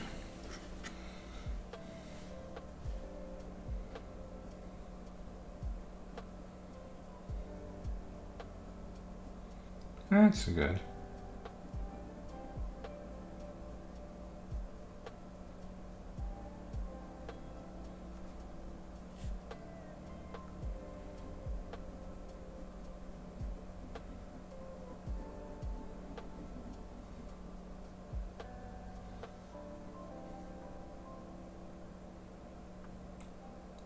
That rules.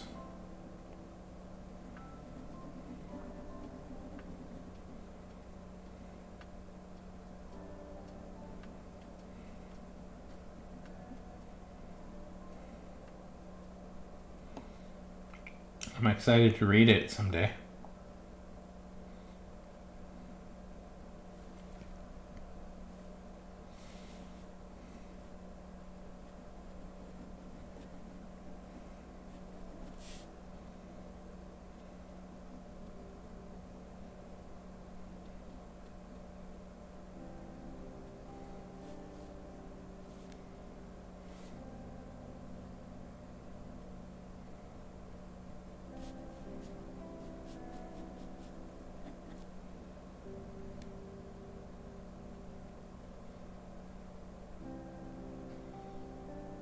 Nice.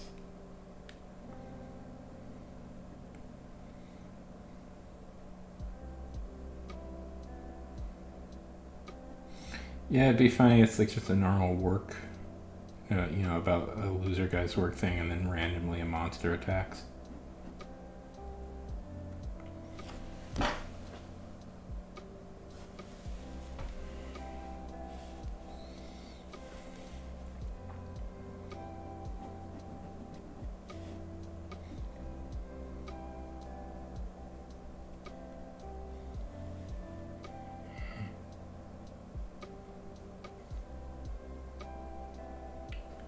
Very good, very good. Yeah. The truth is, I always burn out on Nano about halfway through usually. Some days I burn out. Sometimes I burn out like in a day or two.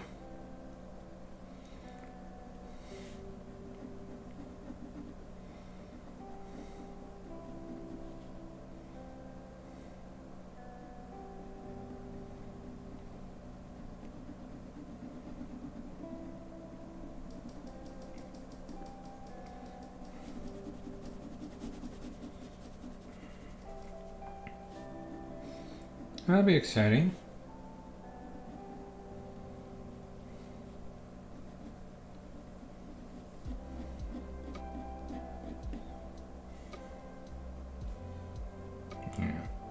Yeah. I've always got a project or two up in my sleeve. I mean, right now I'm just mostly... My main goal is just to get up to 1,000 followers on YouTube. I know that sounds not that big of a thing, but it is. I'm so close. I'm so close. Oh, it's so frustrating how close I am.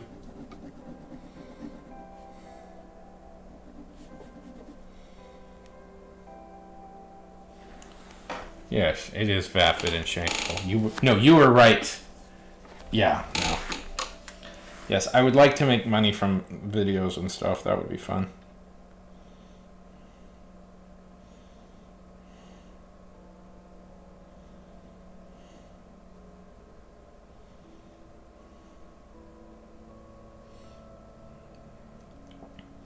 Listen, all I need is 10,000 followers on TikTok, 1,000 followers on YouTube, and I'm not sure how many followers on Instagram.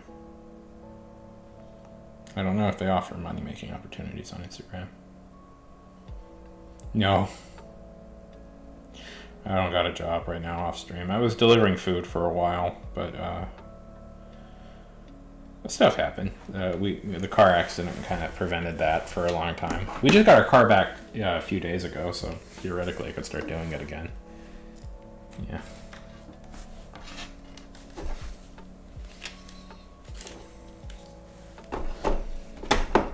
I don't know. Yeah, that sucked.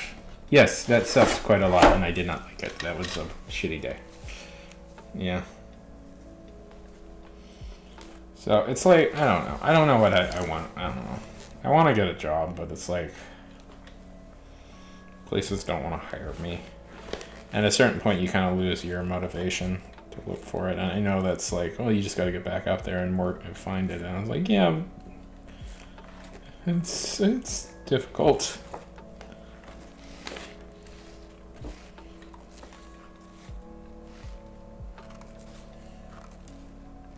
Because I have a very inconsistent work history, terrible. I don't have a good resume. That's the reason why. I have too many gaps in my work history. And the longer those gaps go, the harder it is to fill it. So that's the reason why. Sure.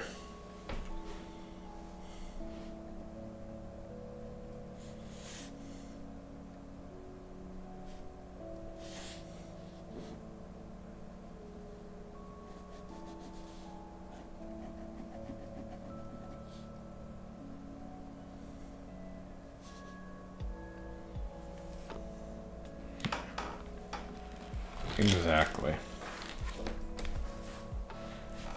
Say I work on Marvel, so at least doing this, I can make some money. Yeah.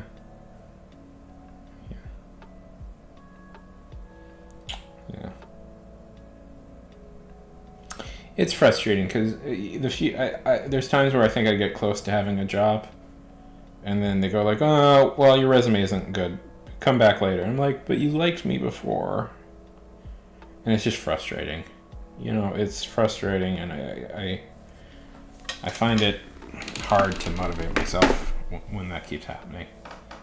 Yeah. Yeah, it's not. That's the optimal word. So I'd rather, I do this stuff instead, because at least I have control over this stuff.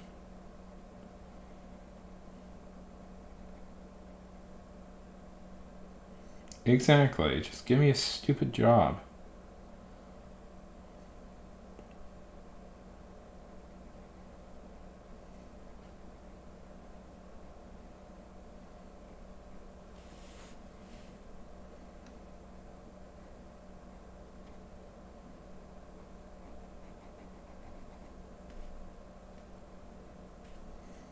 Anyways.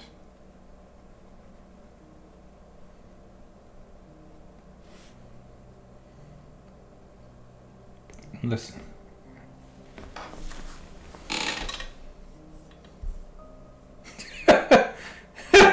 It's so fun. I love the onion. That's such a great bit.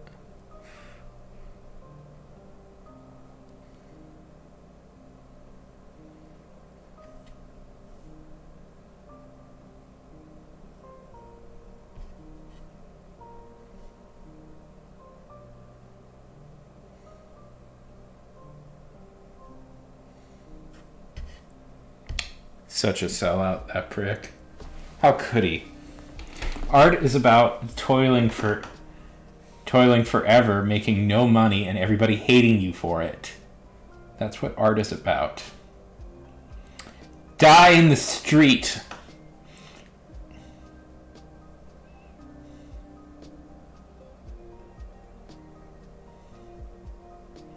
Um, don't people know that, you can do all that stuff with AI now, so we don't even need artists anymore.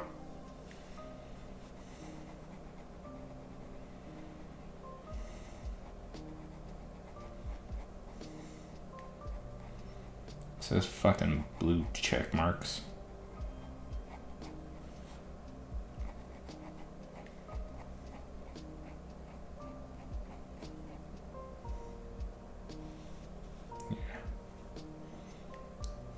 Yeah, it's pretty obnoxious. I hate the world. I hate the modern world. Not that I like the past all that much better, mind you. I just don't like society in general. What if we just all bought a lighthouse?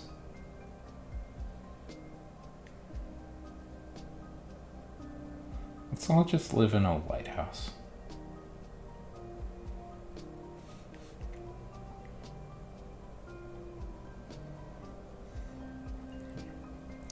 What's so crazy? Like, I don't want to get too political. Yeah, ooh, I like. Ooh, that's a good name for a title. That's a good title. City of Light. Well, I was thinking I would get to live in the lighthouse, and the rest of you could just live around it. But sure, we could all live in it, I guess.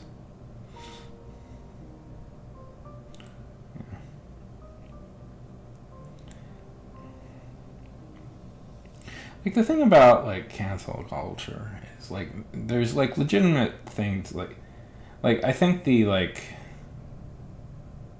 Louis C.K. and shit like that, where it's just like, yeah, he was doing reprehensible shit, and he's not canceled so much as that nobody wants to work with him anymore, and that's fair, you know. And there's like, I don't know, there's weird shit. I was thinking of that. One thing I always think about is that Light Lark fiasco, if you remember that, where people got really mad at the writer of that for like she created the greatest moral failing of all time. She wrote a bad book, which is like, you know, yeah.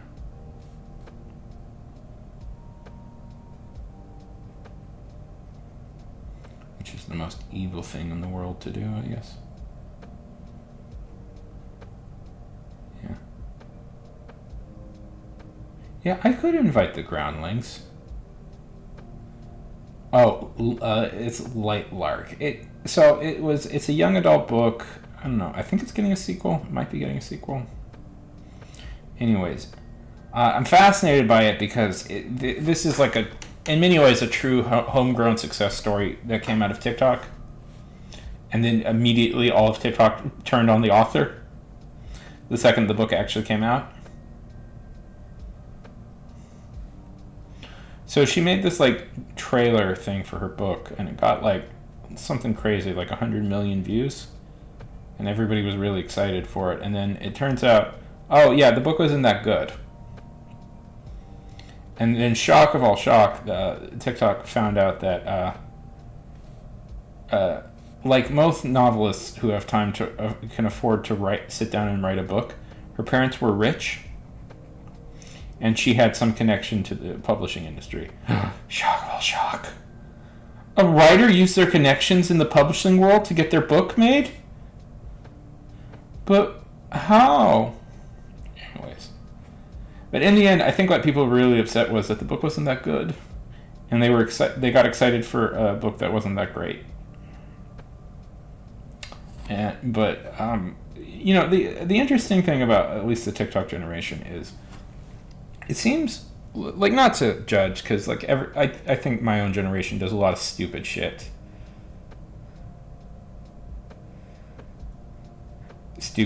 But like the thing, yeah. Thing about TikTok is like at least young people I find is that they can't admit when something is bad. Like a thing can never just be bad because that's it's mean to just dislike something. It has to be like morally problem. It has to have moral problems.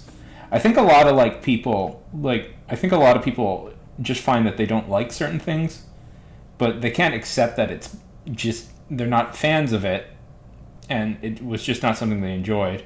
And this is not just a problem, I think, with books. I think video games. This pops up in video games too. Like, I noticed this like attitude with like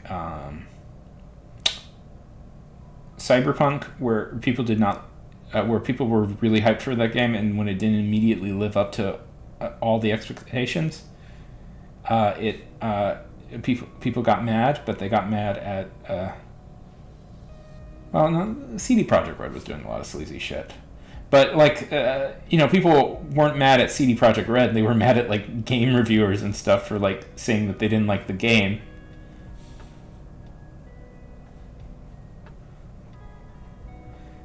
Yeah. Exactly. It's like, yeah, that's kind of what trailers do. They try and make something seem good, even if it's not good. I don't know. Yeah. But it's like, if we could just say honestly to ourselves, I don't like this thing. I don't personally enjoy it. I think everybody would be a lot happier. I think everybody would be a lot happier if they could just admit to themselves, I just don't like it. It's not something I enjoy. I didn't find it compelling and I want to move on from it.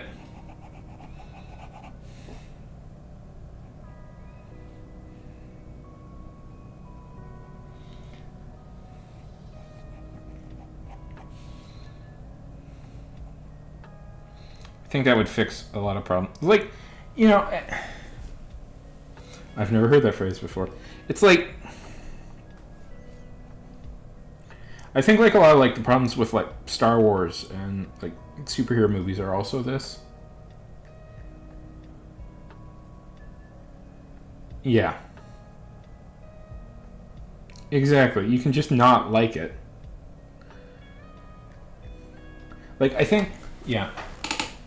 Yeah, exactly. You don't need to actually sit there and eat the entire thing to prove that you like it. Like, a thing I was thinking about recently was, like, I think that there is a large swath of the population out there that does not really enjoy superhero movies and or Star Wars anymore. Like, I think they've kind of grown out of them, or, like, it's just not the things they're looking for anymore in entertainment. Or, like, say, young adult books or cartoons or stuff like that, or certain, like, kids shows that they would probably have loved, like, a decade ago. I think there are a lot of people that have grown out of that, not grown out, that sounds weird, but that's just not where they are in their life anymore for that sort of stuff. But because they have such, like, strong memories associated with it, and because, like, they enjoyed it as a kid, and they don't want to give it up, and so what they do is they blame everybody else for not liking it. I don't know. It's like failing to make something good fails to, like, get people out of their out of their lives for a moment, and that's the ultimate crime. We were talking about Star Wars, Robin. He summoned you. Yeah.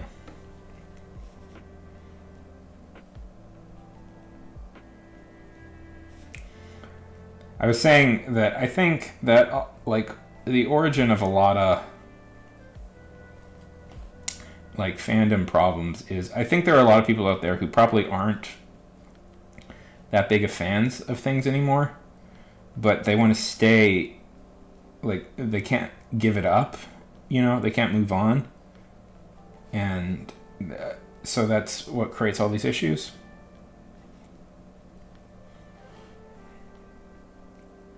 That's my general philosophy, at least.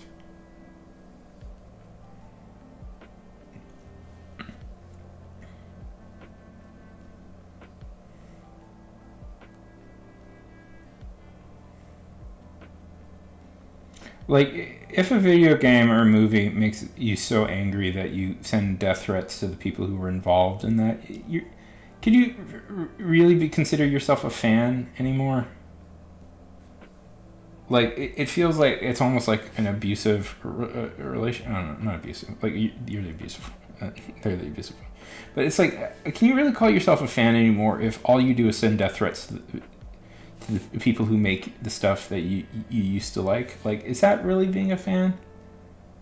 Is that really being a fan, or is it like, or could it possibly be that it you kind of moved past it, but you don't want to accept that because maybe that means giving up a little bit of your childhood or something, or giving up, and going into a scary world where you're not sure of things anymore. I don't know.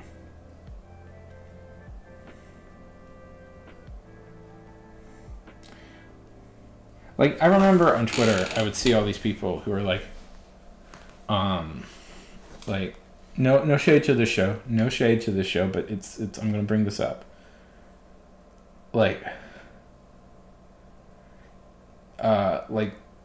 the reason they liked The Last Airbender was, again, no shade to this show, I'm just bringing up an issue that people have, was because it's like, yeah, and if you really think about it, the story we saw probably didn't happen. It was probably super violent and dark. Yeah.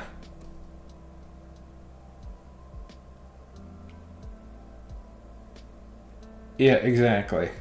Super violent and dark. And it's like, oh, you want to watch more adult things, but you feel compelled to stick around with the stuff you've always known. And it's like, I don't know. Avatar is never going to be a hyper dark series where the characters go on massive kill sprees. And it's like, I promise you that if you're an adult, there are stuff that would be appealing outside for you about adult characters dealing with adult issues, and you will find that compelling.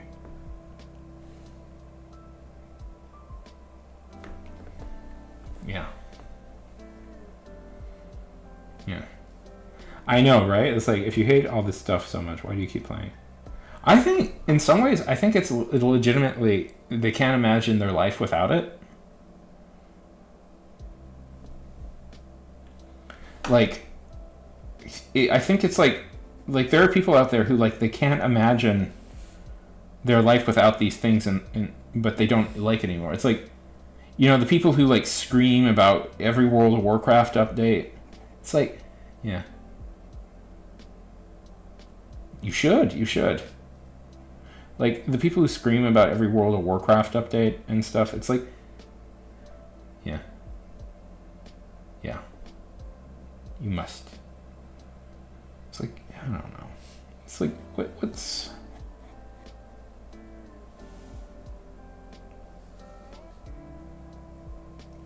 Yeah. Yeah, literally, well... I think, Robin, the truth of it is, I think they just don't enjoy World of Warcraft anymore. I think that's, like, legitimately the answer. I think they just don't like it anymore. I think they've played it enough that they've gotten as much of an experience as they could with it. Yeah. Yeah. I think they need to, like, yeah.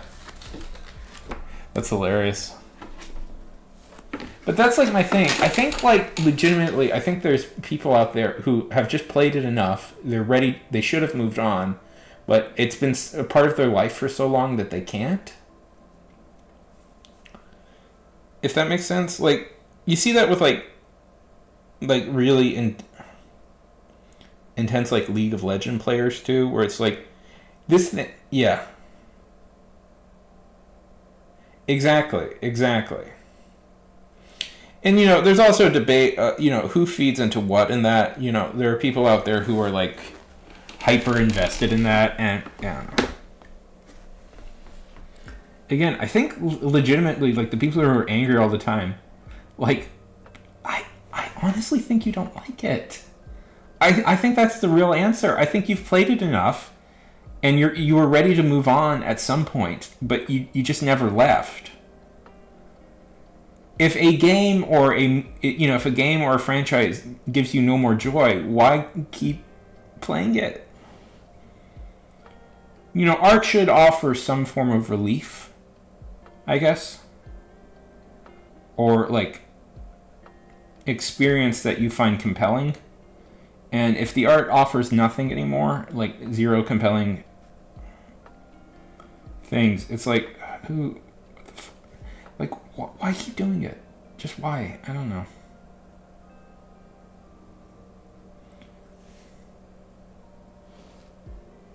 Yeah. That is very funny, though.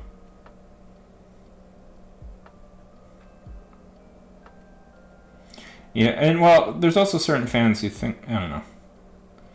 There are fans out there who think that things should be catered to them exclusively. I'm actually kind of feeling that a little bit with superhero comics lately. I still love superhero comics, but I'm not really compelled by a lot that are coming out right now. I'm finding more interesting things in like the independent scene, you know. And it's been hard because at least on YouTube and TikTok, I make mostly content about superheroes, and I'm like, oh boy. I haven't found anything that I like at the moment. And the thing about liking stuff is it comes back. You know, you at some point you'll probably be compelled to look into it again because it's fun. I don't know. I don't think like any like I'm gonna be honest, like in my kind of opinion, I don't think like any media franchise should totally dominate one person's personality so much that it's all they talk about.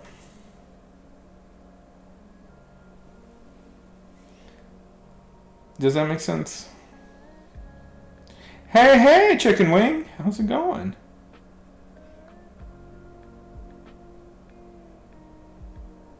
Yes.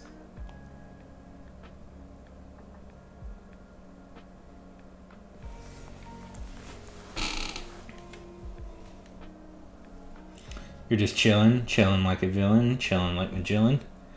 Well, theoretically, I was supposed to do Nano, but I'm tired of doing that. I'm burnt out from doing that, so I just want to draw random stuff.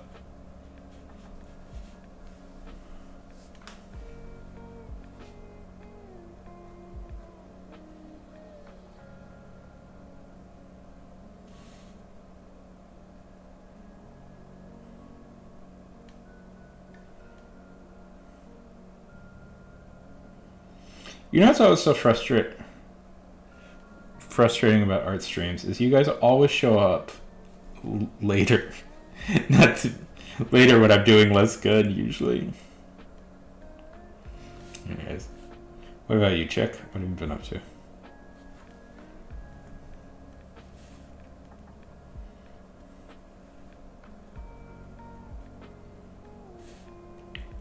They definitely are. And I'm not like the greatest artist in the world or anything. I'm like in the top 10, obviously, but I'm not the greatest. Go to bed, the great and thunderous one.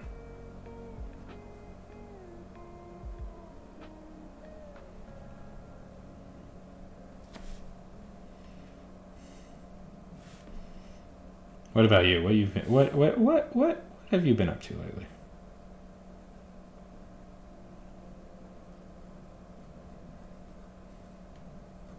I'm always happy to chat.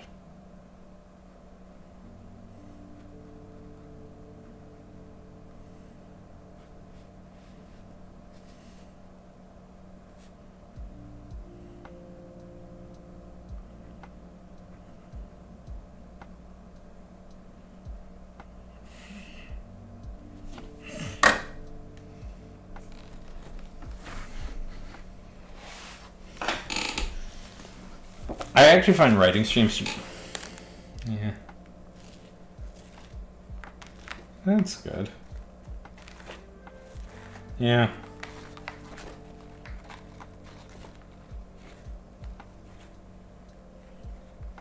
It's hard to get back in the swing of things.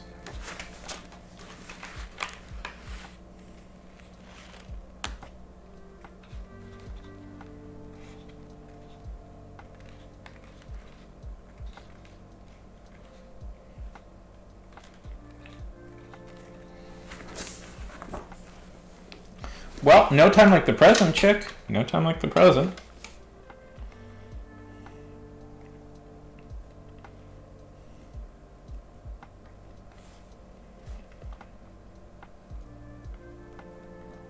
I just wanted to show.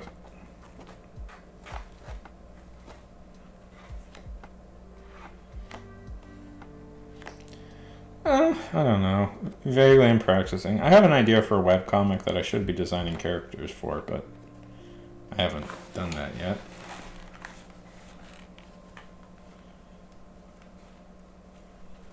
I don't know if it's going to be like a webcomic or maybe more accurately like an a light novel, you know, with a couple of art drawings.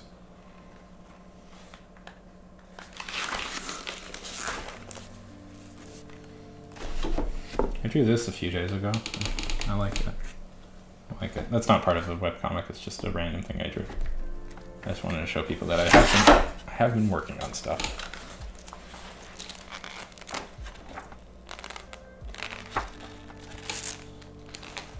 Guess I could try it.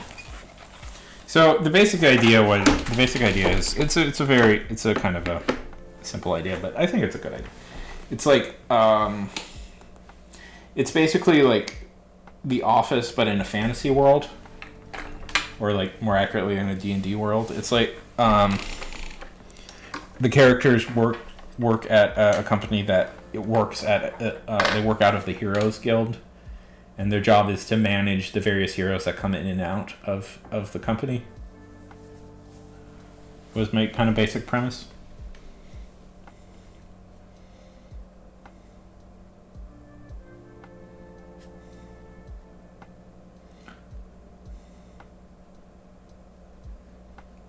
Let's try and design a character, right? Let's try and do it.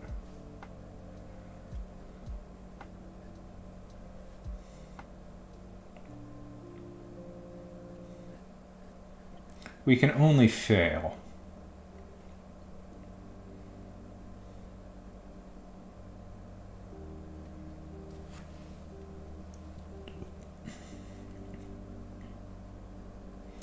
Like,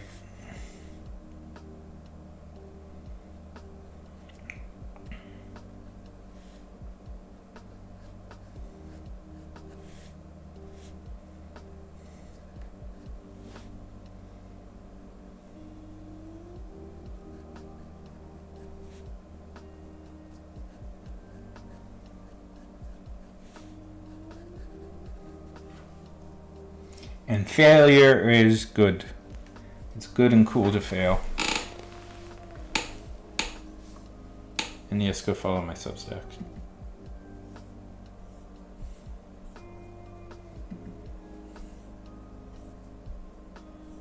So I'm simulcasting to both YouTube and Kick.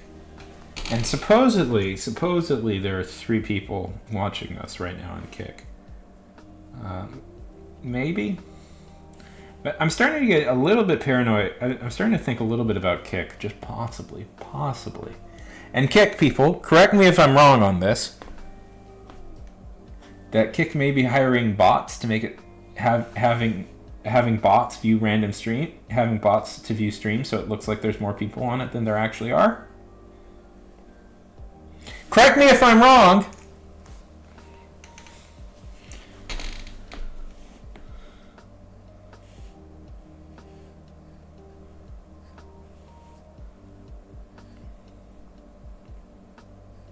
That's my little conspiracy theory right now. Yeah, it is. But I'm nervous about Twitch. Twitch feels like something Amazon could easily get rid of at any moment. You know what I mean? So I'm trying to like get into the whole simulcasting thing where I simulcast on Twitch, YouTube, and Kick at the moment. Surprisingly, I'm going to say this. I'll throw this out there. YouTube has worse trolls. The trolls on YouTube are a lot more virulent than the trolls on Kick.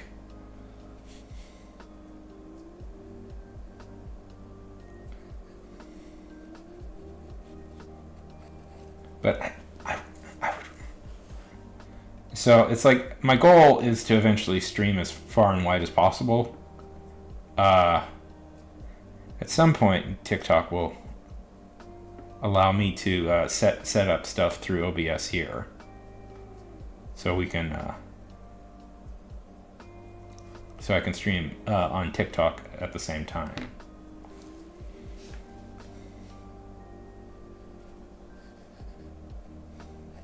But if you don't know, Twitch recently changed the rules on simulcasting, which is why I do stuff like this now.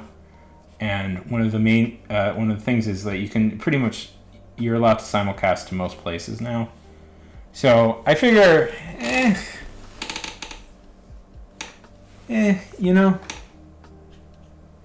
why not, right?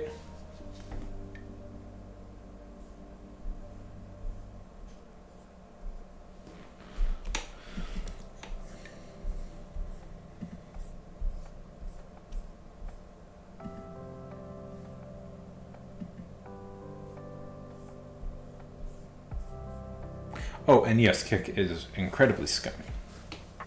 Yeah. Oh, no, my bad.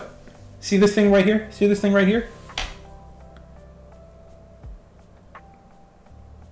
No, my bad. Oh, my bad. I'm good with tech. Look at this. Kick.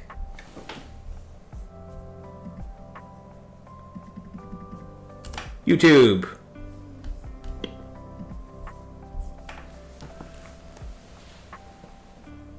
Why is it posting so many? Anyways.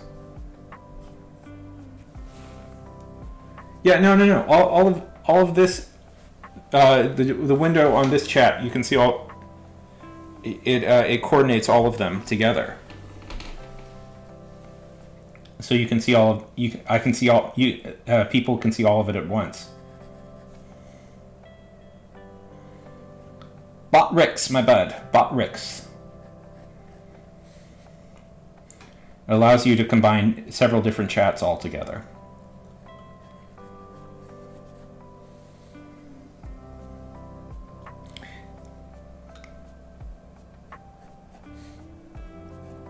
For free.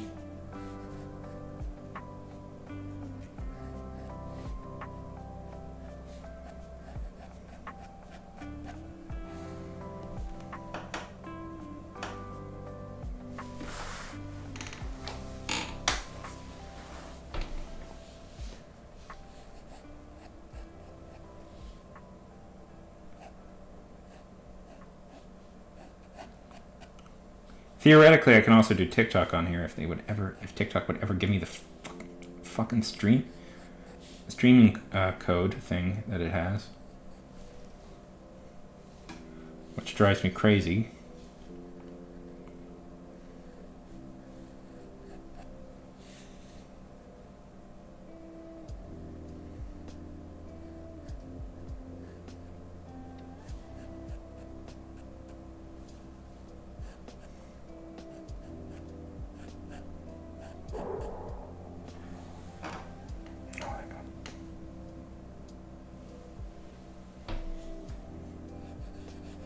Yeah, no, Chicken Wing, I have hit those metrics.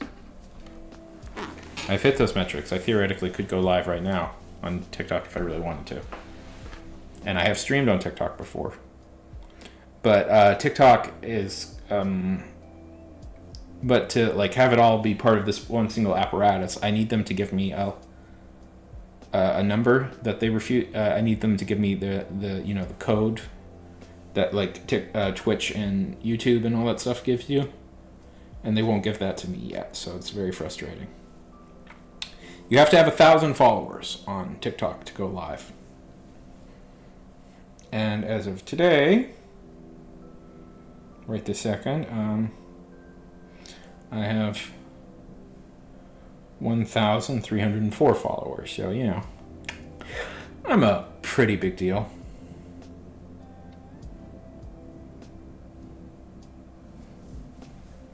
I'm super famous.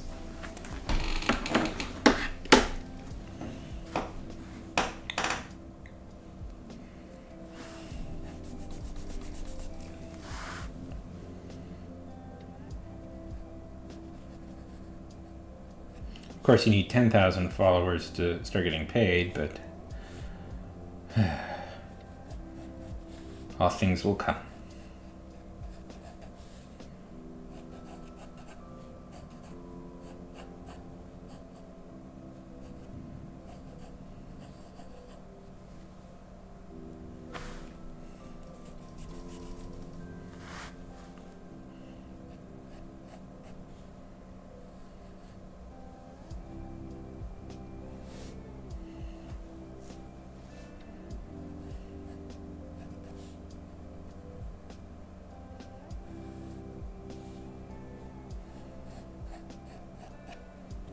All things shall come in time, for me, at least.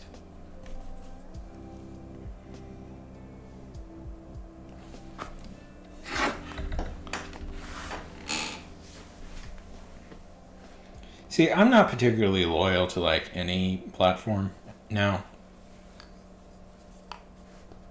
I'm trying to go as far and I'm trying to go as broad and as far as I can. See, I don't.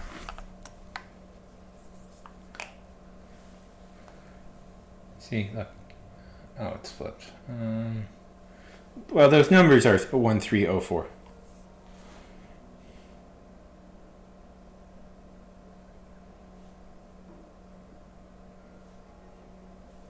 They're very good numbers. No, not right, but they're very good for me.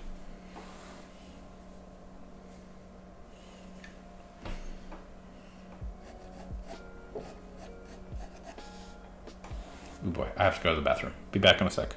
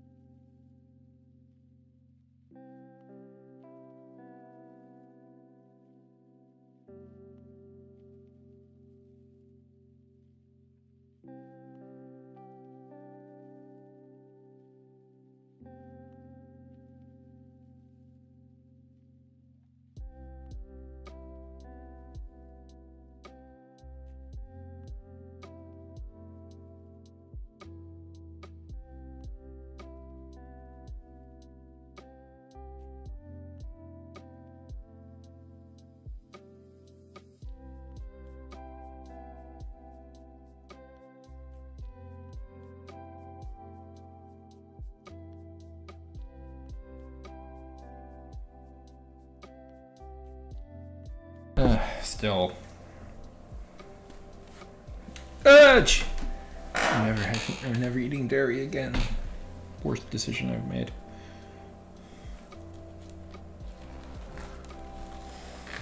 In a long time.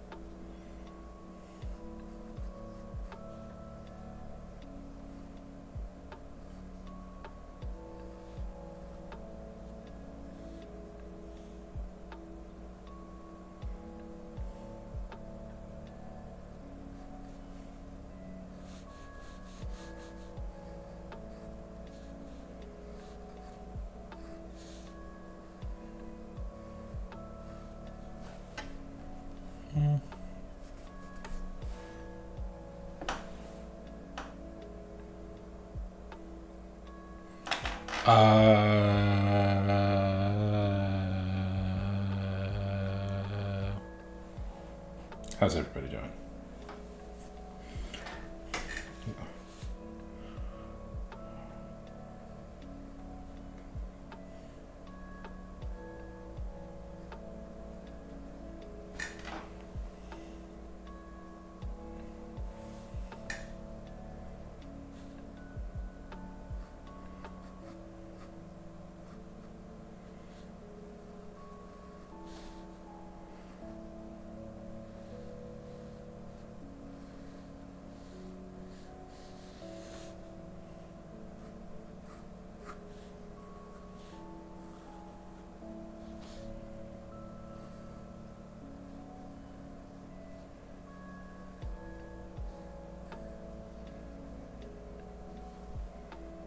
You do? I hadn't picked up on that.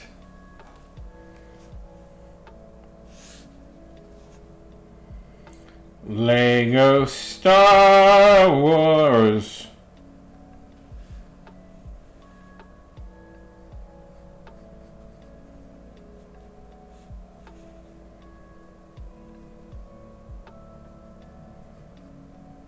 It's the wars in the stars.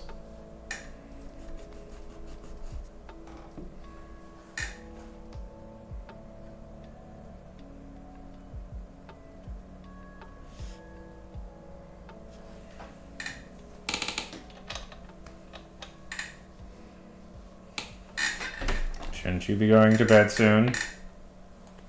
I should be going to bed soon.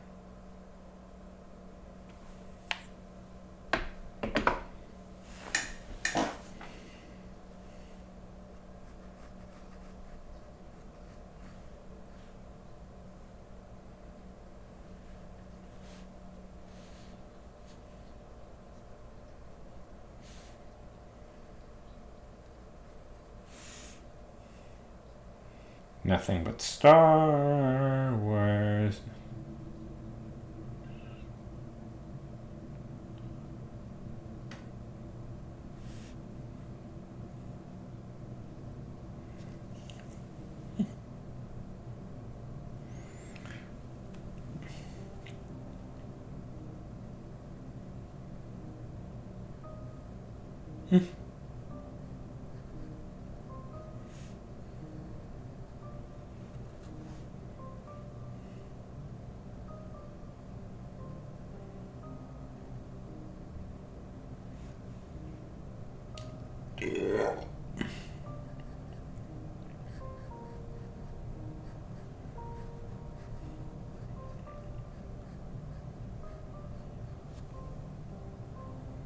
Um,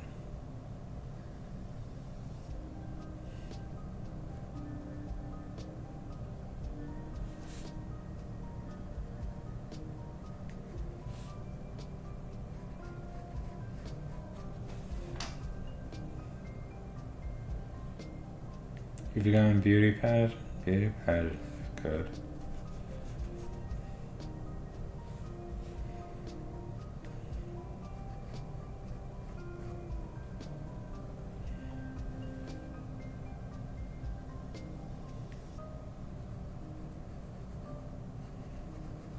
I don't know. Gonk beauty. Oh no.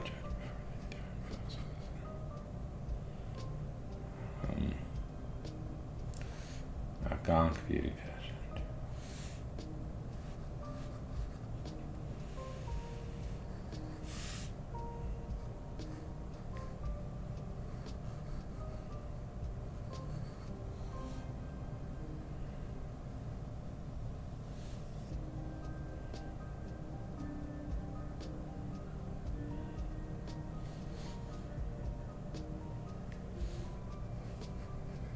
Oh.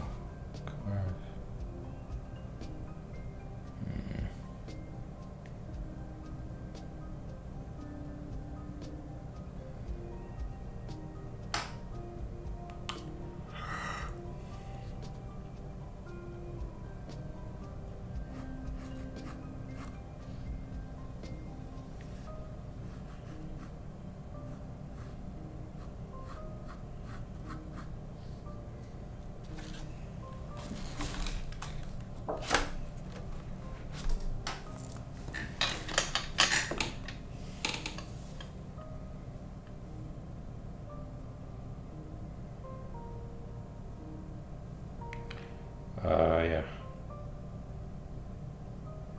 What am I doing? How long have I been on for? 3 hours. That's a pretty good length for a stream. I think I may call it here. If that's okay with everybody. I don't think I got the energy to do it anymore. Okay. Have a good sleep, everybody. Okay. Have a good sleep, everybody. We'll do some writing tomorrow, if I feel like it. Oh, where is it? I don't know. Where's the mouse?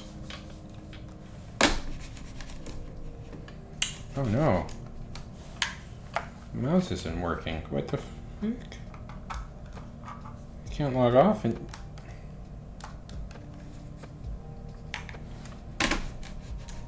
Huh? Oh no, this is... Oh boy, this is weird. So my mouse just stopped working.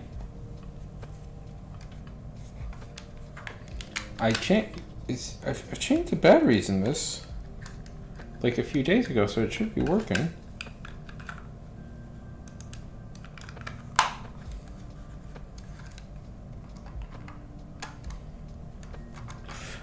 Oh, am I stuck online?